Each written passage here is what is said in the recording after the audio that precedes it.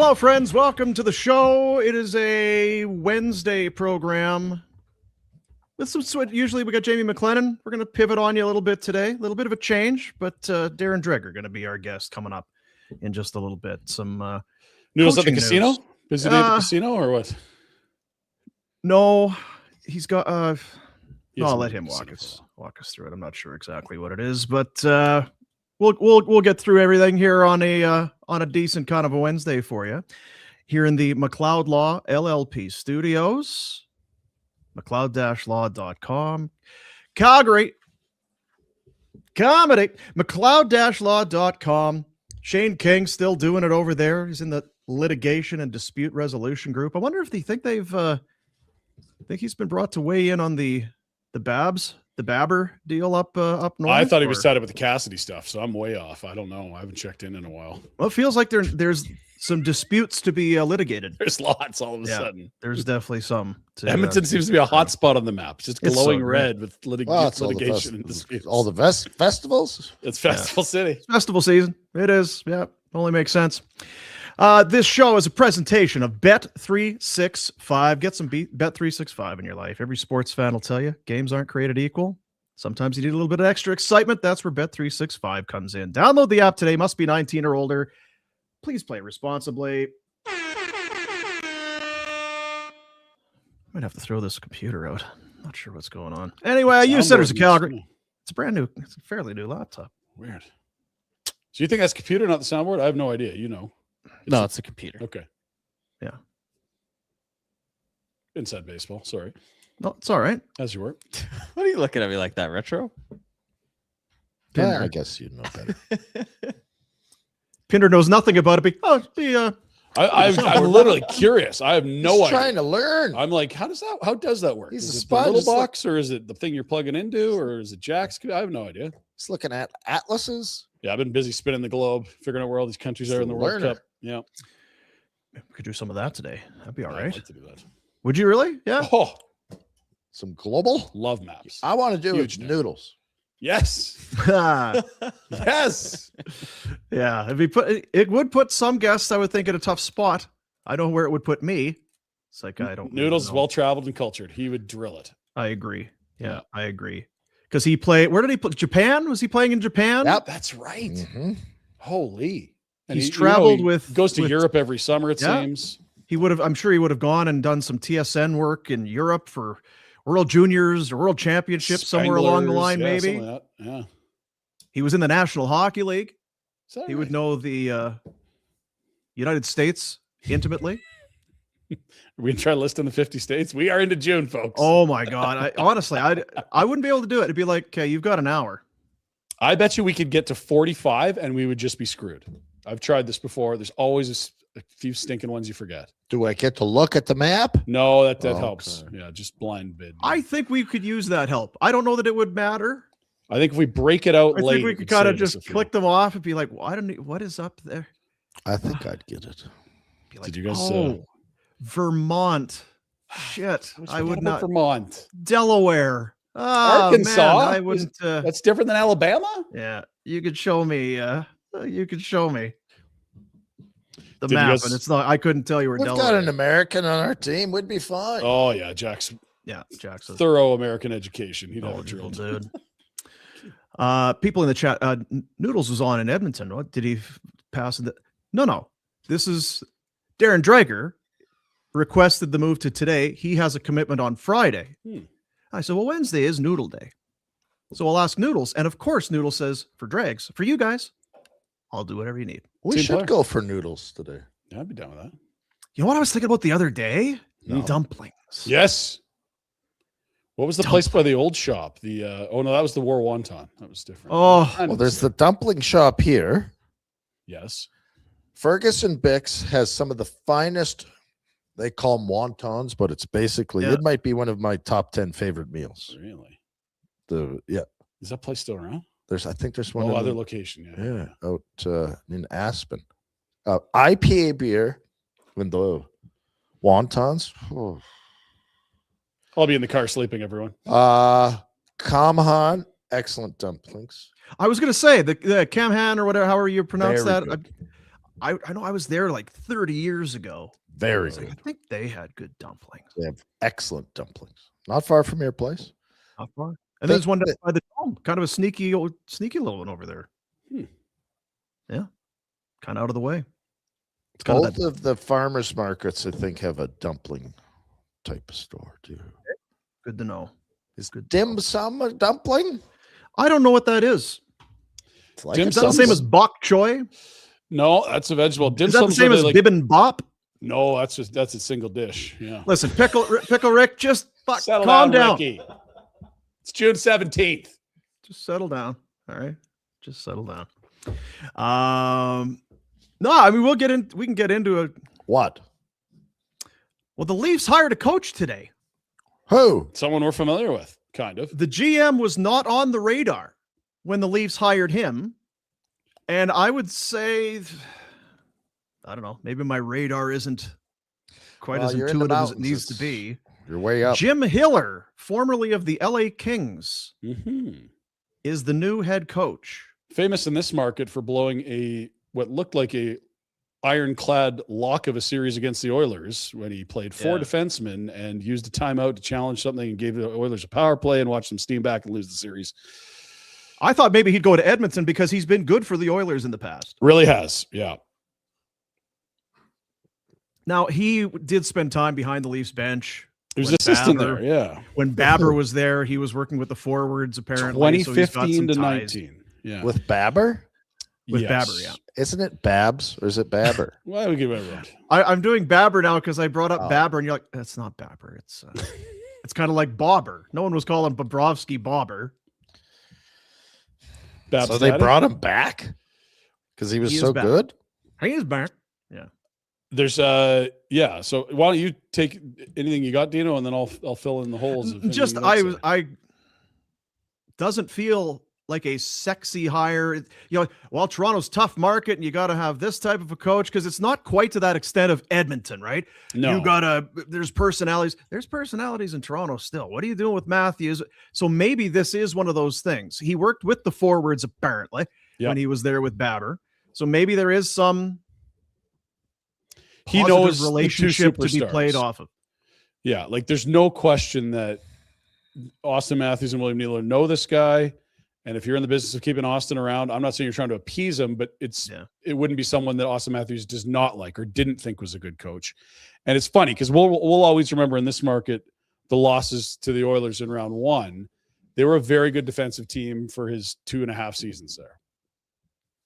They They were a weren't good team. great, They but should they have were beat really Edmonton. solid defensively. And what were the Leafs last year? A mess defensively. Who are you working with? Does have some. Oh, the roster you're given for sure. Yeah. If that's what you mean. Yes. Yeah. Does it ever really work when you hire a coach to appease the players? I don't Well, know this that this guy is did- appeasing. There's just a prior relationship. It's Right, not but an it would be like- unknown. I would, if it is appeasing, it won't work. Because it would have to be appeasing to a certain extent. They're gonna. How'd So Knobber what about do? Jim Hiller? Let's talk to these guys because they play. What did you think of Jim when he was here? Oh, I like Jim. Okay, then we'll hire Jim. It's not to the extent that it seems to be going up the road where the players are conducting the coaching interviews. But Apparently, yeah. What? I think that when you look at the way his hockey team's played and the way that Chaika wants to build this team, I think there's a fit there. He seems to be a more analytically inclined coach, whatever that means from people around the hiring process. You just said words and I don't understand. Yeah, and I hear the words. I don't know, like, because you were good defensively and you had a strong possession team, are you speaking? So is that what Chaika Nerds. wants? And how do you know that? And I'm not putting you on the spot. No, I know. And this is where I'm like, Yeah. this is what other people are saying. And it's like, Chaika is going to be analytically inclined. That's his background. That's how he got into hockey. He starts the Staffleets company. He goes to Phoenix. He's always been a numbers, advanced metrics guy. And Hiller's teams have always been good by those metrics, but never got through the first round. I would think they would view a lot of stuff similarly. And then if you're like, oh, Willie and Austin, you know this guy. What was he like as an assistant? They clearly didn't say, don't like him, no way. yeah. And maybe it is just to appease them. It's not going to work if that's the case. If they think he's a really good hire for what they have and what their deficiencies were, and the guys like him, okay. But I don't know. Like, there is an urgency here like Edmonton. you're kind of in this soft retool in a way. Like, But there's do you really Matthews. keep Matthews or The not? Matthews clock is ticking. It is. And then they also have pick one, and they were just structurally awful last year, plus the bad goaltending, which makes everything look worse. I don't know. It's not sexy. It might work. Like, I thought Travis Green had a really shitty tenure in Vancouver. I think he's been a really good coach in Ottawa. He did have a shitty tenure. And so, it's not always your first job where everyone's like, that's the coach and that's his ceiling. It's usually like he's probably a better coach from what he went through in LA. We are railing on. I don't know if he's a good coach or not. I don't either. I don't know if he's the guy for the job, but if again, I will reiterate what you said. If it's an appeasement for the players, it doesn't ever work. Rod Brindamore does not change what he wants to accomplish to make his players happy. Yeah. Kiss my ass. You can go somewhere else and play. They were second in the NHL in his tenure as head coach in shots against and goals against. Airtight defensively. Now, maybe that's the personnel. LA, and again, like we saw, what was it? Kemper had some incredible numbers one year. They didn't have a lot of game breakers offensively beyond Kempe. You do have some good shutdown centers there, like Danault and Kopitar. I just don't. But I don't know. Like, is that who he is, or is that the personnel? Well, it's all of the above. How different is Hiller's approach going to be than Berube's? I think Berube's would be a little more hit you over the head approach, but he would be considered a both ends of the ice at minimum coach, right? I think Berube is the hard work. If we got to guess, we'll go right now. But I think Berube is the work harder guy, and Hiller probably a little more structure. But that's just my feel. Just a structure. We made Dreg sit through about 10 minutes of our rambling a couple weeks ago. I don't want to do it again. The guest hotline is a presentation of Crystal Waters Plumbing and Heating. Spring is here. You might even say summer. How's your drinking water? How's your tap water? How's your bathing water? You've got water softeners. You need water filters, air purifiers, air filtration systems. Start thinking about. We talk about with this it's International Men's Health Week. Taking care of just. Start thinking about being a little bit healthy, a little bit smarter. The air you breathe, the water you drink, the water get the contaminants out of your life. Crystal Waters Plumbing and Heating, in addition to everything else that they do, which is everything for home comfort. 587-317-1551 or crystalclearcalgary.com online. Darren Dreger joins us from now 2 down to 1 head coaching vacancies. I didn't have Jim Hiller on the bingo card. To be honest, so I don't know what you probably did. What's your read on the Toronto hire today? Oh, you're muted. You're muted there, Dregs. Nope. No. Jack, you've muted him. Quick little reload here. There you go, Jack. Oh yeah, there. Try now. How about now? There you go. Buddy. There you go. Hey, buddy. It's Jack's fault, Dregs. It's Jack's fault. Friggin' Jack. Jack. So to answer your question, of course, Jim Hiller was on the bingo card near a point where any of us thought that he was going to be the head coach of the Toronto Maple Leafs. No. Mm-hmm. And look, he's not the sexiest name out there. So I think from that perspective, Leafs Nation and some of the reaction is obvious. John Chaika has made it known that they left no stone unturned, right? They talked to dozens of potential candidates. And some surfaced, David Carl initially from Denver, Patrick Waugh. I mean, that was a name that I think Leafs Nation was captivated by just because of the history of Patrick Waugh. And I just came into the conversation, but I'm just wondering, and I have time for Hiller because more often than not, when guys get fired as first-time coaches, they learn some valuable lessons. Like Jay Woodcroft is going to be a better head coach in the National Hockey League than he was when he was in Edmonton because he knows now that you can't have the ego that he had, the attitude at times that he had in Edmonton, and have ultimate success. Sometimes you got to be able to take it on the chin, right? And he would learn that. And he's coming off a really good year with Joel Quenneville and the Anaheim Ducks. So he'll be a better NHL head coach. And that's what I think Brass in Toronto feels of Jim Hiller. And then he's got the market experience in Toronto as an assistant coach. And he knows that core of the Toronto Maple Leafs well. So those are the praises. Those are the accolades. But then you have to make the comparison. And I think this is where I jumped in with you guys having that talk. I thought Craig Berube is a good coach. 2 years left at 4.5 million. I can appreciate why a new regime comes in and they want to clean the slate and start fresh. But is Jim Hiller better qualified than Craig Berube was? I'm not so sure. Yeah. I'm not so sure. It'd be tough to look at the resume and say he is, for sure. Yeah. Would it be fair to suggest he'd be better structure for their back end? That's where things fell apart last year. They couldn't get the puck out of their own zone. Can I jump on that just as a player? Yeah. Yeah. What does that mean? I mean, because we're in the media now and we use words to describe what we think is going on in the dressing room. And what is structure? Yeah. Because, and I don't mean it in a negative way. If I got a 2-on-2 coming, I'm defenseman, me and my partner, we're playing a 2-on-2. And the structure is I've got this guy, you've got that guy. Oh shit, my buddy fell. Do I stick to the structure? No.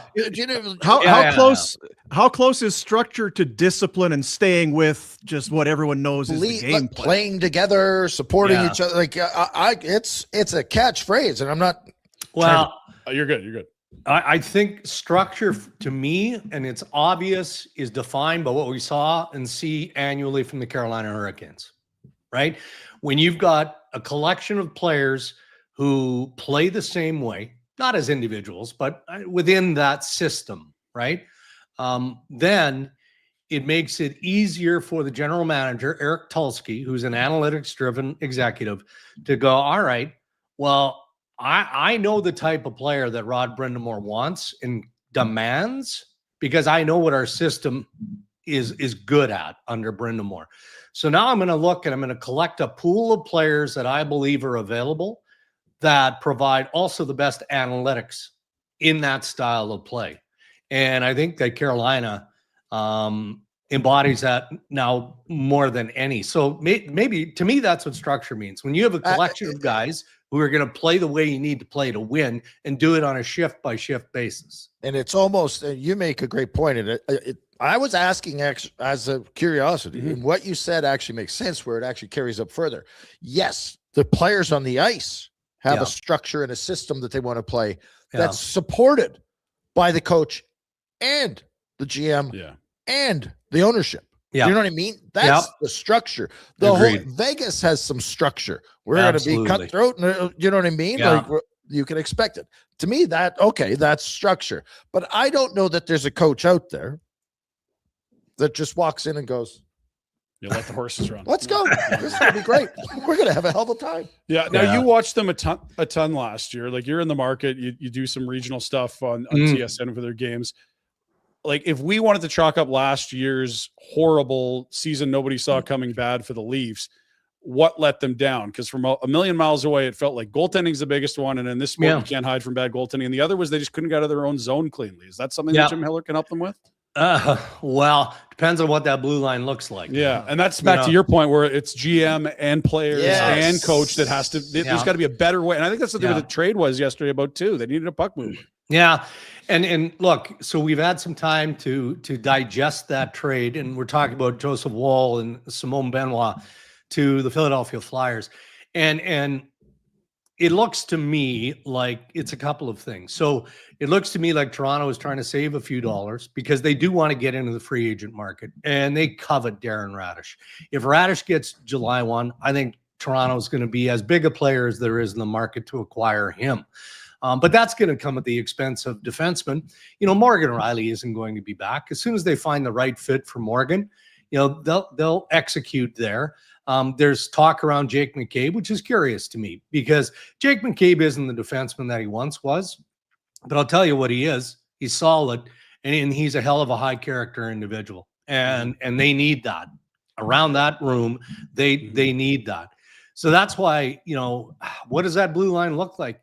Jim Hiller isn't coming in there with a better idea or handle than the staff that Craig Berube had to rework the defense and how they play in Toronto. And look, I would give Austin Matthews credit for how his game has developed over time, and he's actually a pretty good defensive center. He's actually pretty good, but he's not surrounded by players who commit to playing that way. So is Hiller going to be able to do that? And there's wheeling and dealing that still isn't done. I mean, this Matthew Nye stuff is real, fellas. So I don't understand the whole picture and talk about structure for this organization. Jake is just putting his fingers into it and his hands are starting to work with it, but I don't.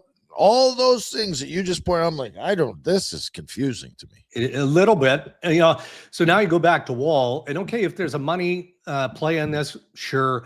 Are you nervous about the reliability of your goaltending? Because that's really what it was last year. It was those guys couldn't stay healthy.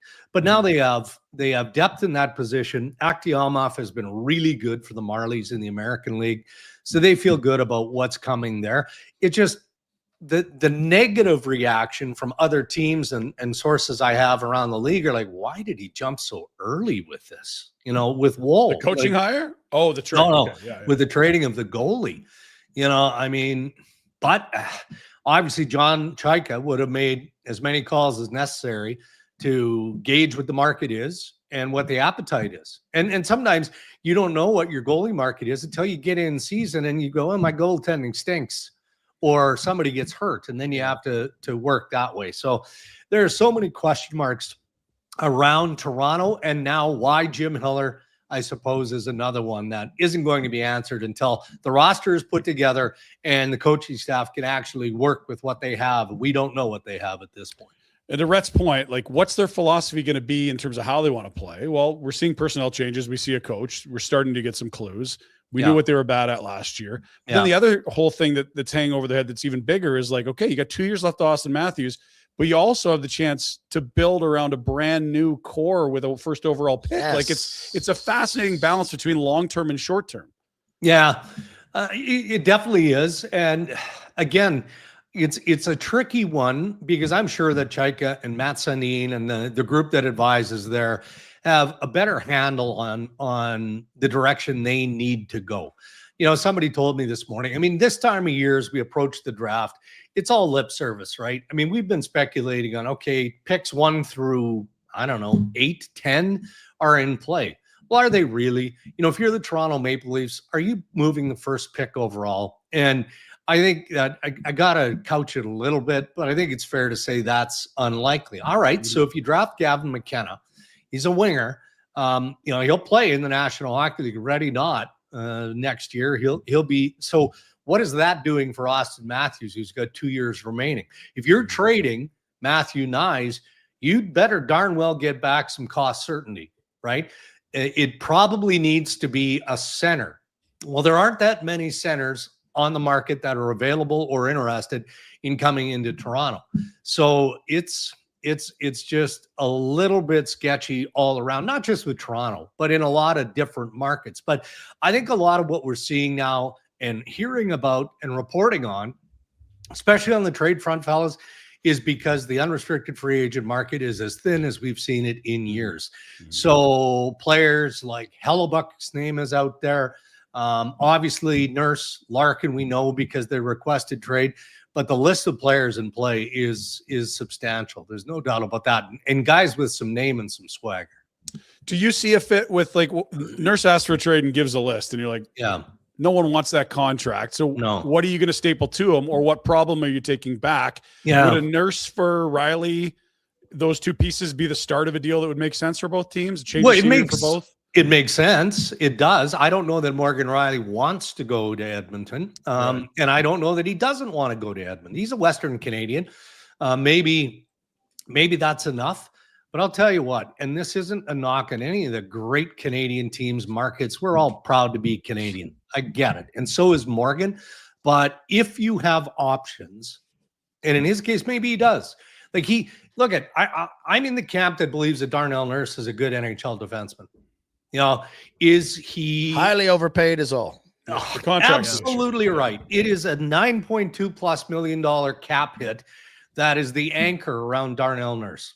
So if you can, to your point, Pinder, make that work where, look, Morgan Reilly at times looked slow and unable to defend at times last year for the Leafs.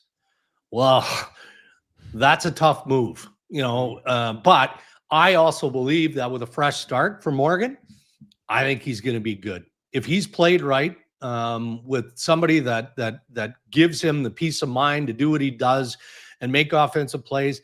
I think a reset is exactly what Reilly needs, and that's exactly what Darnell Nurse is hoping for. So the two of them, swapping one for the other makes sense, but I don't know that either one of those guys wants to stay in Canada. Maybe they want to go to a market where there's not less pressure to play, but less outside pressure where, every single play, pass, shot, stumble is isolated and shown wall to wall on SportsCenter. That feels like it could be one of those deals where both teams come away thinking, I think we're worse off than we were in the first place. like I the mean, meal for there's the Lucius. cap hits of that, but from player to player, I don't know if. Anyway, Maybe. I guess just on trades, we know that Larkin is out there and Nurse, and we hear names like Shane Wright, and there's some other McTavish in Anaheim. Do you expect there to be some? I mean, it's kind of a silly question, but it does feel like there are some players who have been talked about moving for a long time. Okay, the most captivating for me is Connor Hellybuck. And when you look at the Winnipeg Jets, they need a number 2 center. They need a number 4 center. They need bigger and more aggressive defense. Tougher guys, physical guys that aren't easy to play against. They just got rid of Logan Stanley. I know. Yeah. I don't think he could play high enough enough the lineup, but he is maybe. Yeah. And I mean, if you're willing to consider Hellybuck, and they are, let's just be fair in this. Winnipeg is willing to consider moving Connor Hellybuck. And if they are, then you've got to tick off at least a couple of the boxes that I just described, preferably a number 2 center. And maybe you get a defenseman on top of that, and you worry about the 4C down the path, because there's always going to be that player potentially available in free agency or a trade. But you move Hellybuck, okay, what are you doing in goal now? Right. And then that gets a little slippery for the Winnipeg Jets. What I know is this. Shoveldayoff is listening to the teams that are calling. And teams are calling on Connor Hellybuck. And why? Well, because we all heard his end-of-year media availability, where he made it abundantly clear how unhappy he was, how the season went, right? So where is he now? As his mindset changed, is he willing to be patient and allow the Jets, to plug some of those holes? I don't know. I'm giggling because, and I think it was an absolute home run for Shoveldayoff. I got Shifley and Hellybuck, guys that are going to leave. Everyone's going to leave Winnipeg. We got them signed up. They want to be here. And now. So those comments at the end of the season, like, part of me was like, wow, there might be something here to what you're talking about now. And the other part was like, is this just a guy that's really frustrated and really competitive who thought he was on a cup contender and the season went sideways, and he's just saying, I don't know how to fix it. I'm not the GM. Or is he saying, I need better GMing if we're going to do? I didn't know how to take that. Yeah. Well, I mean, he did to be better. I guess the one thing, it doesn't matter who the GM is. When you look at the assets that the Winnipeg Jets have, what are you willing to part with, or that you need to part with to acquire a number 2 center? And the tricky part is the same challenge that Shoveldayoff has faced for years and years and years. And it'll be the same. If Shoveldayoff is let go tomorrow, which isn't going to happen, he's in early days of a contract extension. Like, I can't think of another team where there would be players like Winnipeg is the team that most players who have trade protection have on their no trade list. It's Winnipeg. There are other teams, Canadian teams primarily, but Winnipeg is right near the top of that food chain. So what are you using for collateral or bait to acquire a number 2 center that doesn't have trade protection, right? You don't just find those players. So then you get into the younger pieces, Salamanson, Perfetti. I mean, Cole Perfetti is a restricted free agent. They're talking, but they're not close on a deal. And then you have to go into the realm of Connor Hellybuck because of what he said. And I would say this about the Winnipeg Jets. I know that ownership group very well. They're as loyal to their people as I can't think of another owner in the National Hockey League. And there are many good ones, if not great ones. There's more loyal to their staff their players, their organization people in general than Mark Chipman. All right. But that cuts both ways. If you're unhappy and maybe you don't want to be there, okay. All right. We'll figure it out. So Winnipeg is definitely high on our radar to watch. Do we all like it's odd? Winnipeg should have been all last year at this time high up. President Trophy, didn't they win it before? Yeah, anyway, stunning comeback one of against the St. top Louis. 10 Yeah. teams in the league for sure. Yep. Edmonton, same thing. Toronto, Yeah. like all these teams. But back to Winnipeg, did they fall off the turnip truck, or is there some? I've heard coaching is an issue. I'm just gonna say it. Is there something to it? Well, I don't know that because I'm not in the room. I guess what I would say is when I watch their star players, and I think of Scheifele and I think of Kyle Connor, I mean, those guys are so offensively gifted, right? That I can appreciate that at times you just want to let the horses run a little bit. But I don't think that Rick Bowness allowed those guys to do that. You know, I think that he was more demanding of defensive detail. Like, we need you guys to be as responsible as you possibly can be. Look, you'll have time in the offensive zone to, Babcock used to call it the fun zone, to do what you're going to do and all of that. But we need you to be able to defend. And, when I watch this team, and I isolate those two guys because they're the head of the snake in a good way, not a bad way, right? You shut down Mark Scheifele and Kyle Connor, and most often than not, you're probably going to find a way to beat the Winnipeg Jets. And that happened more often than not, I think, last year. And that put added pressure on that blue line. And then at times put more pressure on Connor Hellybuck in the goaltending. So maybe I'm answering your question that way, Rhett, without knowing whether or not the players feel like Scott Arniel is an issue. I don't think management thinks it's a coaching issue. Yeah, well, that's fine for management. And Yeah. I love Arniel in there because I had heard that, but Edmonton made a coaching change. Toronto made a coaching change. Yeah. They're one of the teams that should have been, when we look at Florida not doing well, Christ, they were beat to piss. Like, you're not going to fire Maurice, right? So, anyway. Pivoting, we saw the cup go up a couple days ago.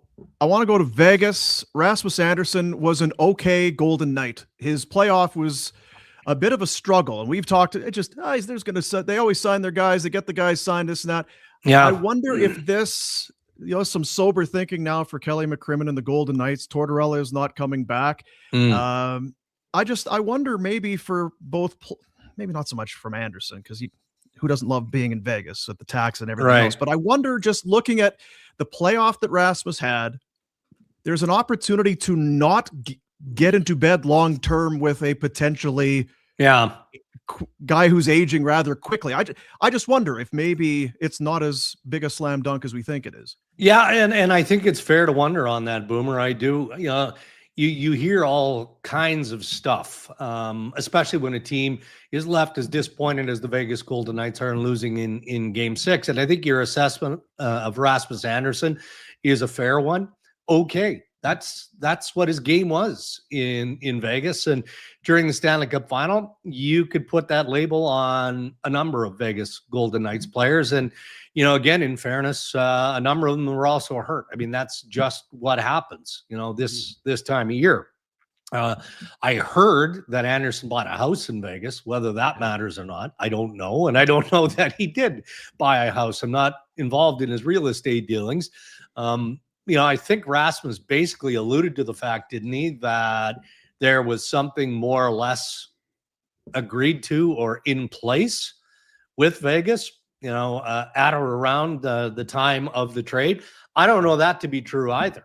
But if it isn't true, then I think if you're Kelly McCrimmon, don't you have to have the conversation with Rasmus that goes, yeah, you know what, man, sorry, but the market dipped a little bit here.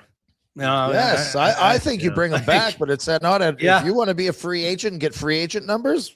Yeah, the number just went down to stay here. I think that's what they're saying. If you want 8 times 8, 5 or whatever that number was, I mean, I've read some of the speculation. And then look, Kelly doesn't talk about this stuff with me or with anybody else. He just doesn't. So it's all speculation. I think that he values Rasmus Andersson, but maybe not to the numbers that have been speculated out there. And we'll have to see how it plays out. But, again, when you look bigger picture, Vegas does a great job of collecting quality players. And Andersson is a quality defenseman. He is. And maybe if you think the adjustment of the move is behind him and it's more affordable, then you get into that. But I don't think that anybody can answer that question in media with any sort of firm knowledge of the direction that this is headed. What are they doing behind the bench? Because, we're just assuming it's a slam dunk for Ryan Craig to be the next guy. They said Torts isn't coming back. We're talking about there's only one opening in the NHL. That's how much we think it's done.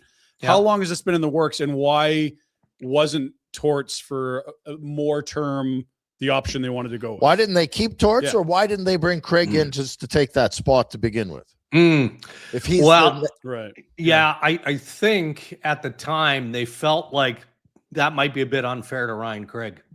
I mean, the team was flat at that point, or at least trending in that direction of being flat. And with all due respect to Bruce Cassidy, I feel like, he had sucked the life out of that group. And that's not an indictment on Bruce. He's a hell of a hockey coach. I mean, he's got a decorated resume. That's what he does. That's what demanding high-quality coaches do. That's what Peter Laviolette is going to do in Los Angeles, right? I mean, that's why they're winners. They have a shelf life, and Cassidy reached his. But to throw Ryan Craig in there, even though deeply familiar, he was on the bench in 23 as an assistant coach when they won the Stanley Cup. But he's in Henderson, their affiliate, to hone his head coaching skills. So do you put him in a disadvantage? Like, what if it doesn't turn the way it turned with Torts? Right. And they finish as strongly as they did. And then they march all the way to Game 6 of the Stanley Cup final. I mean, there's so many things that could have gone in a different direction that maybe could have impeded the progress and development of Ryan Craig.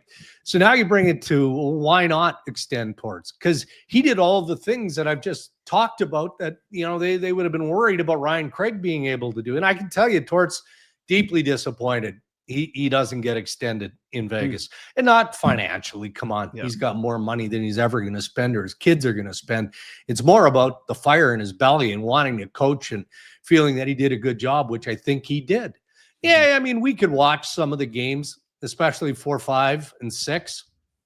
By Game 6, I don't know. I mean, I don't think that there was anything Vegas was going to do to derail the Carolina Hurricanes, but there were some interesting adjustments that were made in game in 4 and 5 where you go, I'm not so sure about that. And you have to have alignment, right? Your owner has to align with your manager has to align with your head coach, and so on. And maybe in that short window of time, Kellen McCrimmon just recognized that, okay, I like Torts. I got all the respect in the world for John Tortorella and what he's done and what he's helped us do to get to the Stanley Cup final. I just know that he's not my guy moving forward. And I feel like that's that. And I brought up the other day, I said, that media availability when Kelly when John and I aren't going to talk about, we've spoken about it. Yeah, I'm not spoken. That was not. I don't know Kelly McCrimmon. I don't know. I know of him. I know his reputation. Blah blah blah. That was not supporting your coach. That was. This is the truth of it, and I give him respect for that. But that wasn't. I've got your back. But it's because the coach did something dumb. Absolutely. Where I'm saying that's right. I was like, and in fairness, and I don't know, again, I haven't had a single conversation with Kelly about this, but I don't think that they loved the mini outburst when Johnny Lazarus asked the question about whether there's any consideration to starting Aiden Hill, in Game 5 in the third period, and he just blasted. Okay, spontaneous guy. We've seen this 100 times in different forms from Torts, but it wasn't a crazy question. I mean, Carter Hart was under siege. He had given up a bunch of goals to that point of the series. Like, you got a Stanley Cup winner in Aiden Hill who hadn't played in a long time. I understand that, but maybe you play the Brandon Bussey card. Nobody expected Brandon Bussey to supplant Freddie Anderson. It would take an injury or bad play by Freddie. Well, he got injured in Game 2. All right. So Bussey comes in and has a heck of a conclusion to the series and helps them win a Stanley Cup. Well, I don't know. I mean, Yeah. what if you throw Aiden Hill in there in the third period and he stands in his lid and you find a way and then he's razor sharp for game? It wasn't a crazy question. It wasn't. So there was just that, kaboom. And then all media is talking about is that. So it was either a stroke of genius and he distracted the narrative, or it was like, nah. Okay, that's a couple of times in a short period of time where we've had to kind of crack John Tortorella over the wrist again. He also left all his clothes in Raleigh too. So I'm worried about Just, no. Just the dirty stuff, the clean Just stuff. the Yeah. The whites. Yeah, just the dirties. Is Edmonton still on track to hire Mike Babcock if he clears these hurdles figuratively? Yeah, like it seems that way, right? Like it feels like if Babcock was going to back off, which he hasn't yet, it's probably happened already, but I mean, the expectation was that the league would speak with Mike directly to get his account, which they should. I know that they spoke to former executives and executives of the Blue Jackets over the weekend, maybe late last week. So the investigation is well underway. I mean, Mike obviously isn't pulling the pin on this, and Edmonton hasn't pulled the pin yet. So, and the one thing I know is if the league goes through this and they don't find anything that's damning, that is significant enough to go, okay, nope, can't happen, then the PA isn't going to block it. The Players Association just wanted due diligence. They just wanted Mike Babcock to face the allegations from 2023. If security of the National Hockey League and the commissioner's office comes back and says, here's what we've done. We've talked to everybody allegedly involved, and here's what we know. We're okay with it. The PA is going to go, fine. Then Edmonton, fill your boots. And that's probably what will happen. Why didn't they complete that investigation in 23? I know he resigned and he's not going to work in the league anymore, but it just does feel less efficient that 3 years later, you're now auditing something where a lot of people have moved on. They're not in the organization anymore. They might be retired. They're trying to summer vacation. Like if you just done it then when it was fresh, you probably have a better investigation with more info. Couldn't agree more. And the only messaging I've got back is we didn't need to. And we didn't need to because, as you said, Babcock resigned. So, okay, he's gone. Poof, close the door. Don't have to worry about him anymore until you have to worry about him. Right. And I guess that would be the frustrating part for me if I were Edmonton. If Mike Babcock has truly changed his ways, I have no problem with him being a coach in the National Hockey League again. I don't. I mean, we're surrounded by players in the NHL who get umpteen chances for their indiscretions and approach on ice, off ice, all of that. Stan Bowman is a general manager again. Joel Quinn. Go down the list here. Go down the list. Yeah. So, hey, Evander Kane keeps getting jobs. Exactly.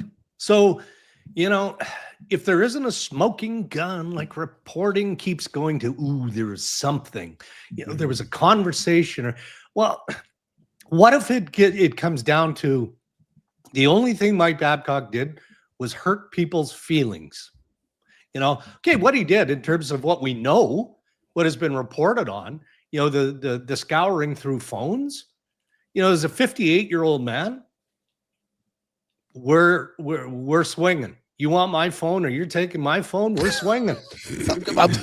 Like, I tell you what, I'm only going to get one in, but it's going to be a good one. But when you're 21, 22, 23, okay, it's inappropriate and it's not right. It's not right. But is that enough to prevent the best player in the world from playing for a coach he wants to play for? And I don't think it is, but my opinion really doesn't matter. Well, and to be fair, like Noodles had that argument as well, where it's like, look, Connor carries a lot of water in this league and makes a lot of money for this league. Yeah. But if we want to play that card, why doesn't he just moan to the league about wanting Cassidy if he's got that much sway? That's the guy they really wanted. I just don't understand. I don't know. How much does Connor want Babs? I think. Did he say, this is our guy, or like, I'm okay with it? Where would he know him? No. But the players talked to. So there was a group. I wouldn't call it an interview. I think that's overstating. I mean, as Marty Walsh has said publicly, the head of the PA, players don't hire coaches. Management owners hire coaches. But McDavid and Hyman and Draisaitl definitely had a conversation with Babcock, like they did Peter Laviolette.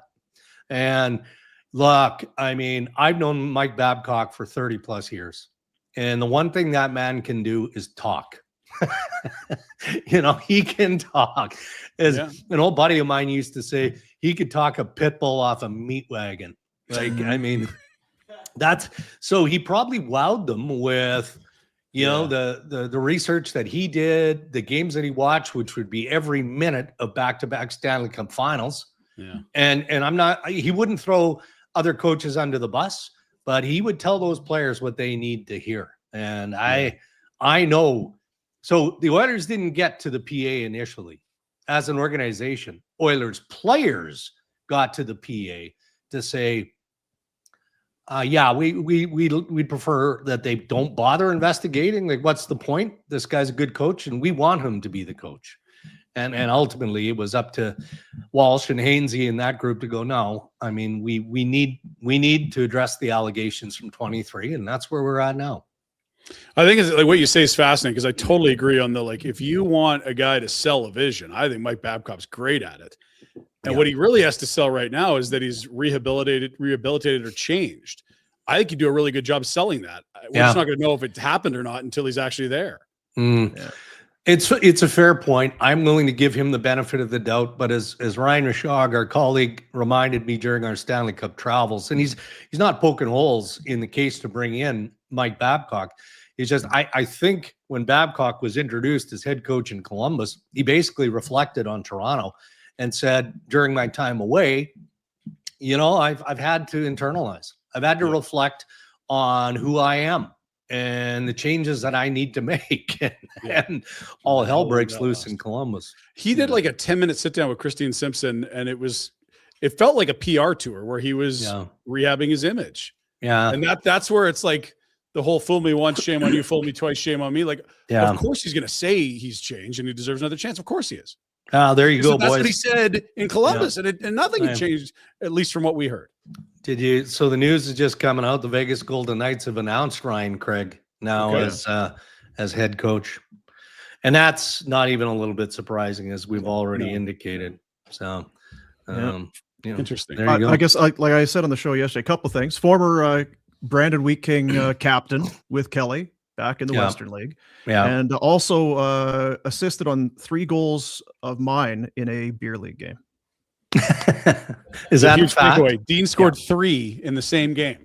Like I do believe that is your the ass only in, or what was it? yeah, pretty much. It's like just go to the net, man. Just go stand beside the net. And I used to play in some charity games with Nick Kiprios back in the day, and I mean, if you recall, Kipper in the OHL he was a goal scorer. I mean, the guy could fight, obviously, but I think one year he scored 60-some goals. Jeez. And so these charity games, he'd say the same thing to me: just go to the net and put your stick on the ice and hold tight. That's all you got to do. Yeah, just hold tight. We'll let you get to work on it. And interesting, because my old man had a saying: if your armpits were if you were stinking, you had some BO going. Yeah, he would tell you that your smell, your stink would knock a dog off a gut wagon. Oh, so I don't know. I've never seen a gut or a meat wagon, but it does seem like something dogs would probably enjoy. They'd be exactly right. Yeah, paints a picture, Boomer. That's what it does. It paints the picture. That's right. Well, I'm a wordsmith after all. Have a great week, Dregs. Appreciate you. You too, guys. There you go. TSN Hockey Insider Darren Dreger joining us on the Crystal Waters Plumbing and Heating Guest Hotline, your crystal clear choice for home comfort. 587-317-1551. Check them out at crystalclearcalgary.com. You can fill out the web form, find out about the promotions they got going. You can give them a call. Say, heard it on Bar Burner. They're going to say, hey, Barney. Nice. So there you go. No, so 0 coaching vacancies. There were 2, and they're both gone today. So minus the Edmonton one, but I feel like it's done. I think it sounds like it is. Yeah, I do. Unless the investigation, because Dregs clearly knows Babs well and has a really good read on this, and he's broken a lot of news around this situation. If they were going to pivot to something like Torts, that would have come up. It did not. This is their guy. This is who they want. Pending investigation. I would love to hear what Babs told those guys, because it sounds like he convinced. Like that was the hell yeah. Which guys? Like Connor and Leon and that. Oh, the players. Yeah. Because it's been reported by Dregs and many others that like this is what that leadership group wants. Like you said, and to me, there's a fine line between this is what they want, or they talk to him and they're okay with the hiring. Yes. To me, it's two different things. I don't agree. but I think you're. listening to I think it's Dregs- one thing when you hear Dreg say it. If Yeah. they went to the PA and said, "We want this guy," that's not Yeah. okay. They want him. Yeah. they're taking a They put their necks out a bit on it. proactive Yeah. role in bringing him in. Like, and that's there surprising. has to be truth to it because Dregs and Noodles both alluded to Connor having Yes. sway in the situation. Yeah, I agree. When it started to happen, we kind of so what are the outcomes? He's going to be the coach. He's not going to be the coach. This and that. I wondered if maybe at some point, but Babcock was just going to say, you know what? Not To hell now. with it. I don't need all of this stuff. Anytime I, flip the bird at someone in traffic, everything negative that I've done in my life is going to be brought back out to the forefront. I thought maybe he would back away. That hasn't happened. No. It's not. So it just happening feels because he's like- got the backing of the players. Yeah. And what has he got Already, to lose? which He's is already great. vilified. Everyone already has a feeling about Babcock. Like I think this is his last chance to get back into this club. Mid 60s. It's last chance anyway. Like I was saying, unless there was something very embarrassing or offside that had happened that he didn't want out there, Illegal. but there probably isn't. So it's just Yeah, it's well, we don't moving know. forward. And yeah, I can't imagine now. It has taken they've taken a beating across the hockey Really landscape. They from still people. will if it doesn't turn out. Yeah, it's not over if he gets hired. Now it's like, okay, he said he was rehab. We're watching. And I don't even give a shit about the rehab. I just been changed. You know what I mean? I know. I don't care about that side of it. Okay. It's the success. Right. Is he the coach Can you that's win? good enough to make this team win? That's the question I have because I'm not. I don't know. And I'm kind of with it. I don't care. I yelled at you and me and Noodles did it. We yelled at you. I don't care how he treats the players. Yeah, winning is what we're watch pro sports for, and I think players that want to win at all costs will put up with more than you would at a bank. I get that. I sort of see it the same as Hiller in Toronto, where it's like he might be a really good coach and the perfect fit for those guys. There's still a lot of holes in that roster. I don't know. I said it. I'm like, is confused. he a starting goalie? Like they still need one of those. You brought up Nurse for O'Reilly, and neither O'Reilly, yeah. team's better off with. They're it's different problems, but they're problems. It was the Neil for Lucic swap. It's we'll give you our problem, you give us yours, and maybe this works better for both sides. Maybe we just need to change the scenery. We're sick of seeing this guy's face. I don't know. Like if they think Nurse is going to come in and shore up the. He's deep- kind of the kind of guy they have when you think about McCabe and like Carlo. bigger, heavier, not great at moving the puck. Like they have that guy, and I don't think he wants to go to Toronto at all. I don't after think the it's circus happening and anyway, everything. but all the problems that they have are still there, and it's amazing because both teams are similar. Where it's like you don't have one issue. Yeah, you got a lot of holes. Okay, you've got a coach. Great. I don't know if those are the guys for the job or not. That's not. You can decide that. That means F all if you don't have the guys to play. Like, yes, Edmonton has Draisaitl and McDavid, but like if it's Tristan Jarry getting 50 starts next year, I don't care who's coaching. yeah, If you can take the cap hit and the term out of it, because it's very much a short-term thing for Edmonton right now, who would you rather have if you're the coach or if you're the team on the ice? Morgan Reilly or Darnell Nurse? I didn't pay any attention to Morgan Riley. They're just so different because Morgan can come in and move the puck on a power play, but you already have Bouchard. You already have Morgan's Bouchard. Morgan always Riley- been a poor defender, but a really good puck mover. Like going north, you like him. In his own zone, not good enough. And I think Nurse is the exact opposite. He got signed on the 1 year that every fourth shot went in, or fifth, I guess. But he's a guy that you probably would love to have as a 4-5, making a lot less money. You trust him as that. But the problem is Morgan Riley to me is Tyson Barrie. There was a point in time when Very Tyson much. Barrie was quite a player. You're like, Jesus, I'd like to have him on. Yeah. And then by the end, and that's what happens. yeah, there's It's- similar skill sets. And I don't know who I'd rather have because I don't. Mhm. Let's say this: you're up a goal or you need a goal in the third period of a Stanley Cup final. Which one do you want on the ice? want Riley, yeah. Neither. Well, I mean, if you want to score, you want Riley. If you want to protect the lead, you want Nurse. Yeah, but I don't- Yeah, they both have deficiencies. Yeah.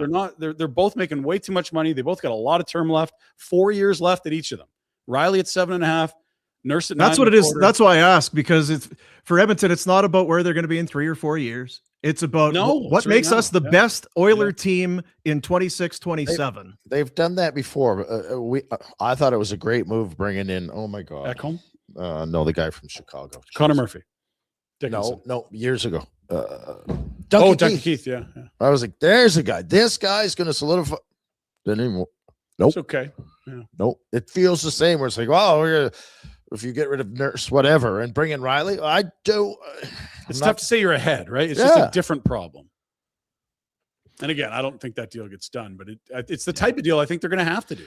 It won't be Nurse for Reilly, but I'm just saying, even if you moved Nurse out and Reilly happened to end up there, I don't know that that's solidifying your decor. I think you're Edmonton's best.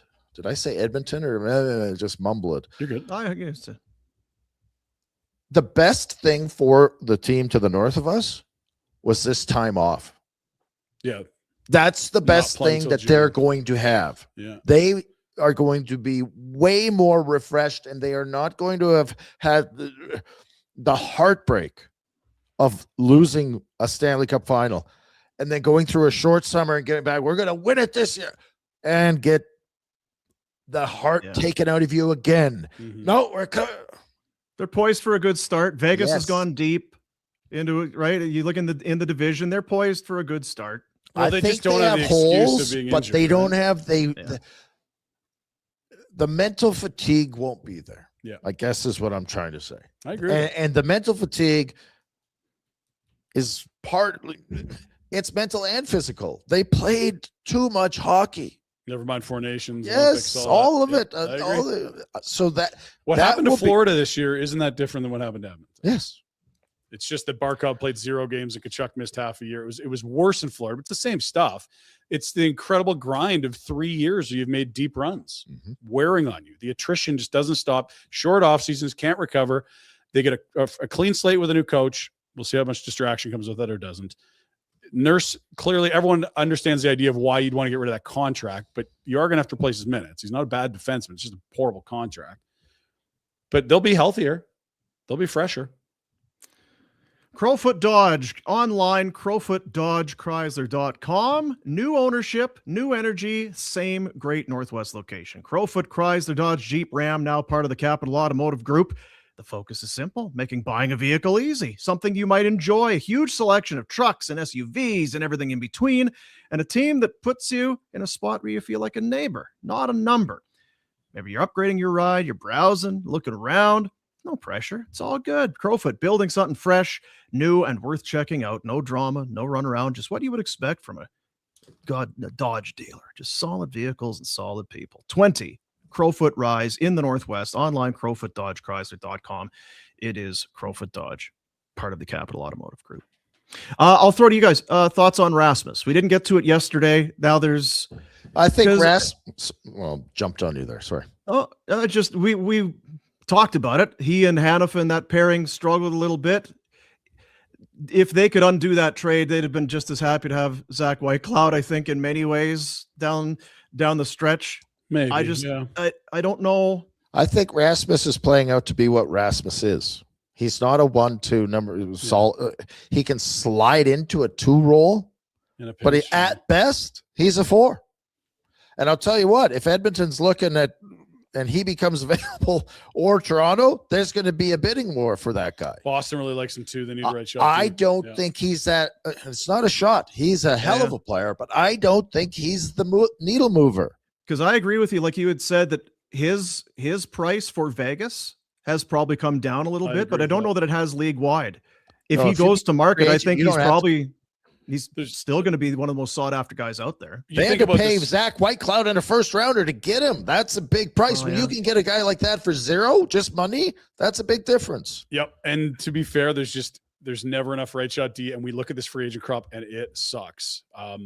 John Carlson's interesting. We had news yesterday that he's going to test free agency. That doesn't mean he's not going back to Anaheim, but he at least wants to listen. There's been a suggested preference to the East Coast for travel. He knows it well, but like, if you just need a right shot D and Rasmus is still not signed and it's June 30, you're like, let's get this offer ready. He's going to get more than he should because that's what July 1st is, especially when it's a thin UFA crop, or he's going to take less than he thought he was going to get to be in a spot where he feels like, I'm happy here. I like everything about this place, winning, climate, culture. And so it's less with Vegas or take the money and go to free agency. That's my reason. It's weird that getting into the playoffs and then having a 4-round run potentially affected negatively his.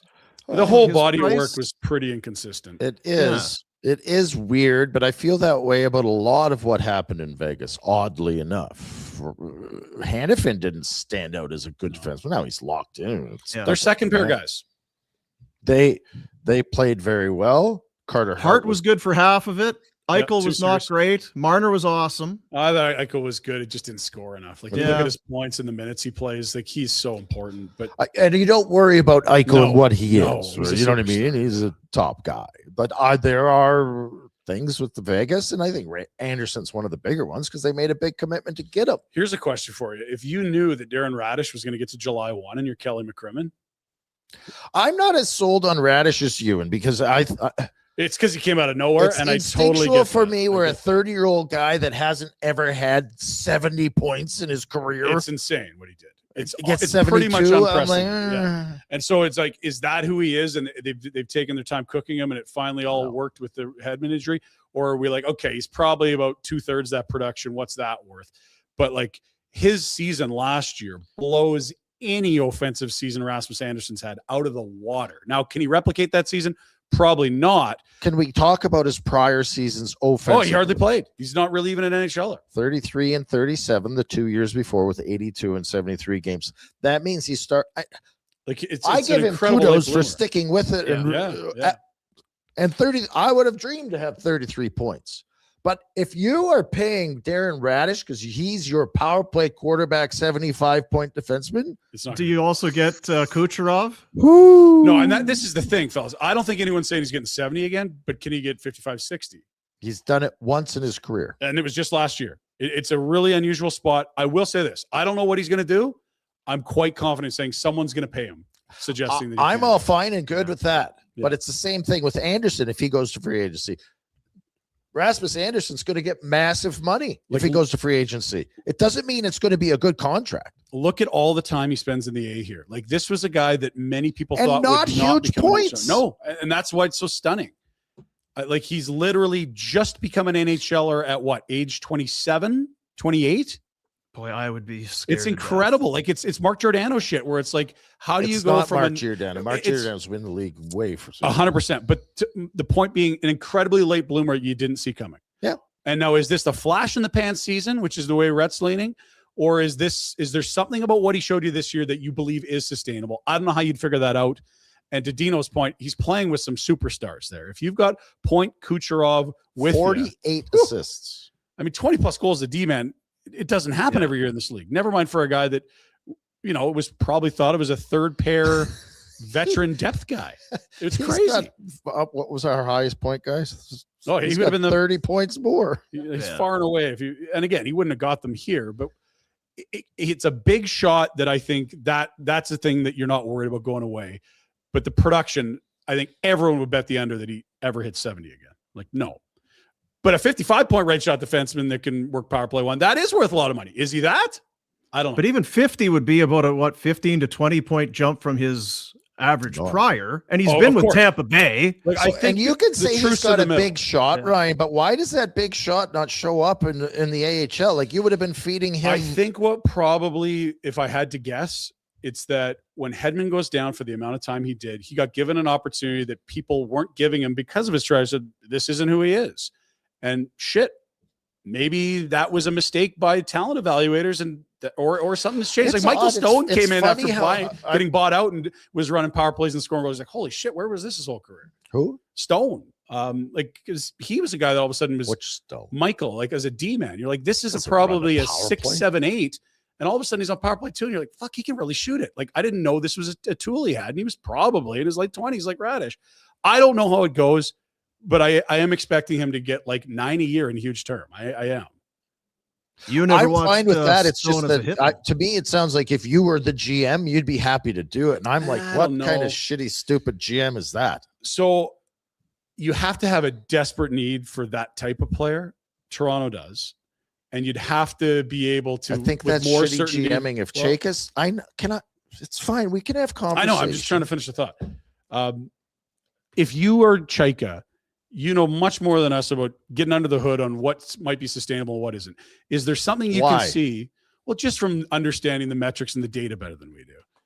Like, You is there put too much something? stock in it? The data is great, but it doesn't it reinforces what you see, right? It's not.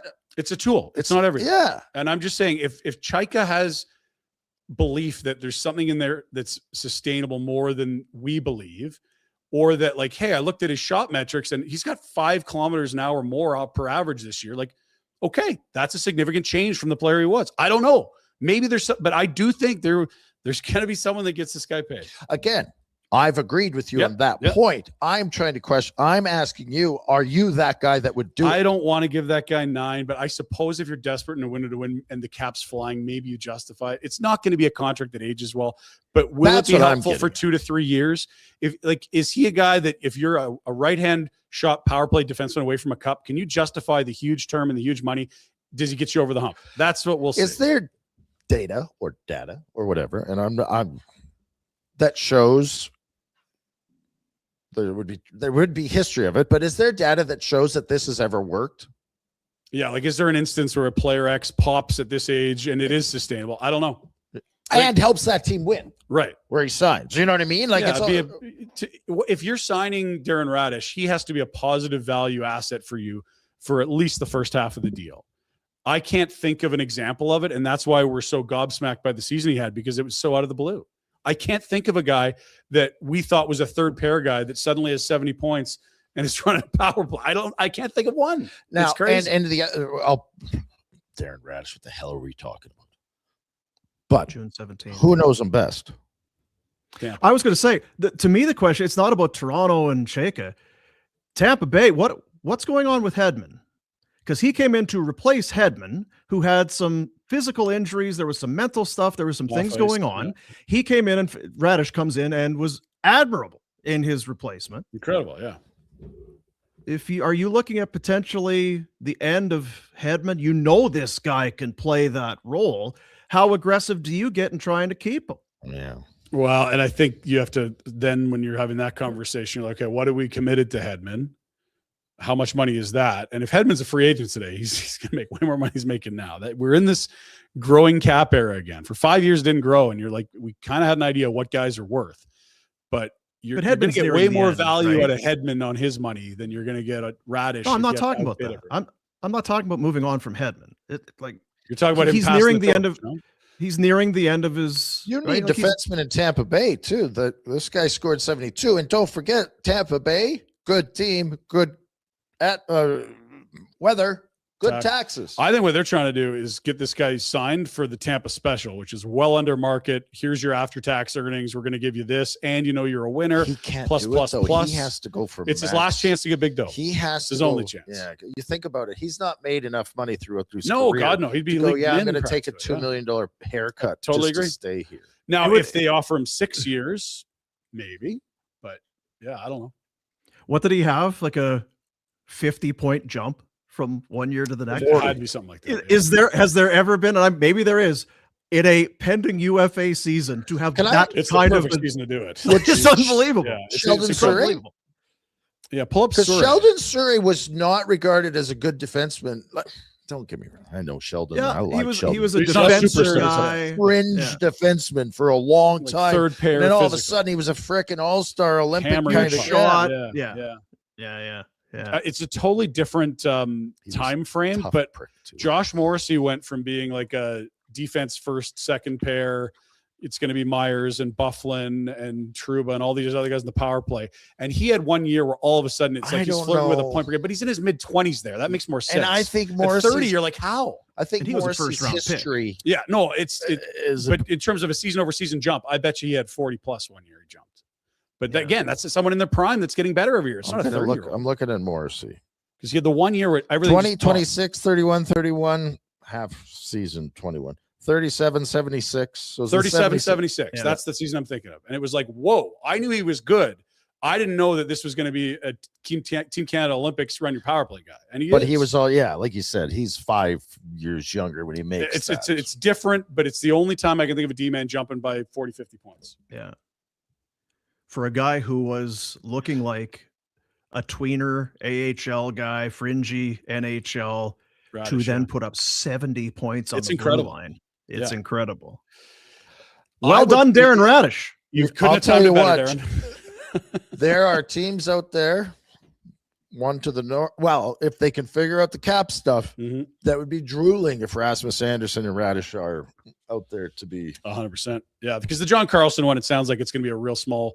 Here are the 2 or 3 places I want to go. There's a preference for the East. We've heard a ton. Yeah. I don't think that's going to be I'm on the market. I'm happy to talk with 20 GMs. The other guys, if it's July 1st, hell yeah, go get the big money. Yeah, like Sheldon Surrey had 35 points the year going into the lockout. Prior to that, In 04, you're saying. like 8 or 9 a season. Yeah. 63 games, 35 points, 15 goals, 03, 04. Yeah. Lockout comes back, 39 points, but 12 the year after that. So 2 years after the lockout, he goes from 39 to 64, from 12 goals to 26. Yeah, that's incredible. Like, That's similar. How old's he? and that I'm going to tell you something. Looking at you think of how many goals did Sheldon Surrey score? 26 is a ton. Holy 26 Christ. was, and he did 20 twice, 26 and 23. But That might be the best comp for him. In a weird. How old Sheldon when he pops that? that's old. What because year is he that's- born? He's the same age as me. And so in the 06, So you're 07 30-year-old. That's season, right around your 30, 31-year-old season. All of a sudden, you Wow. turn into an all-star, scored 26. There's your comp. That's crazy. It's not perfect, but that's the closest we can find. That's incredible. You're welcome. Whew, retro. That's okay. Outdoor Dental. Outdoor.dental is the website. Dr. J. Patel.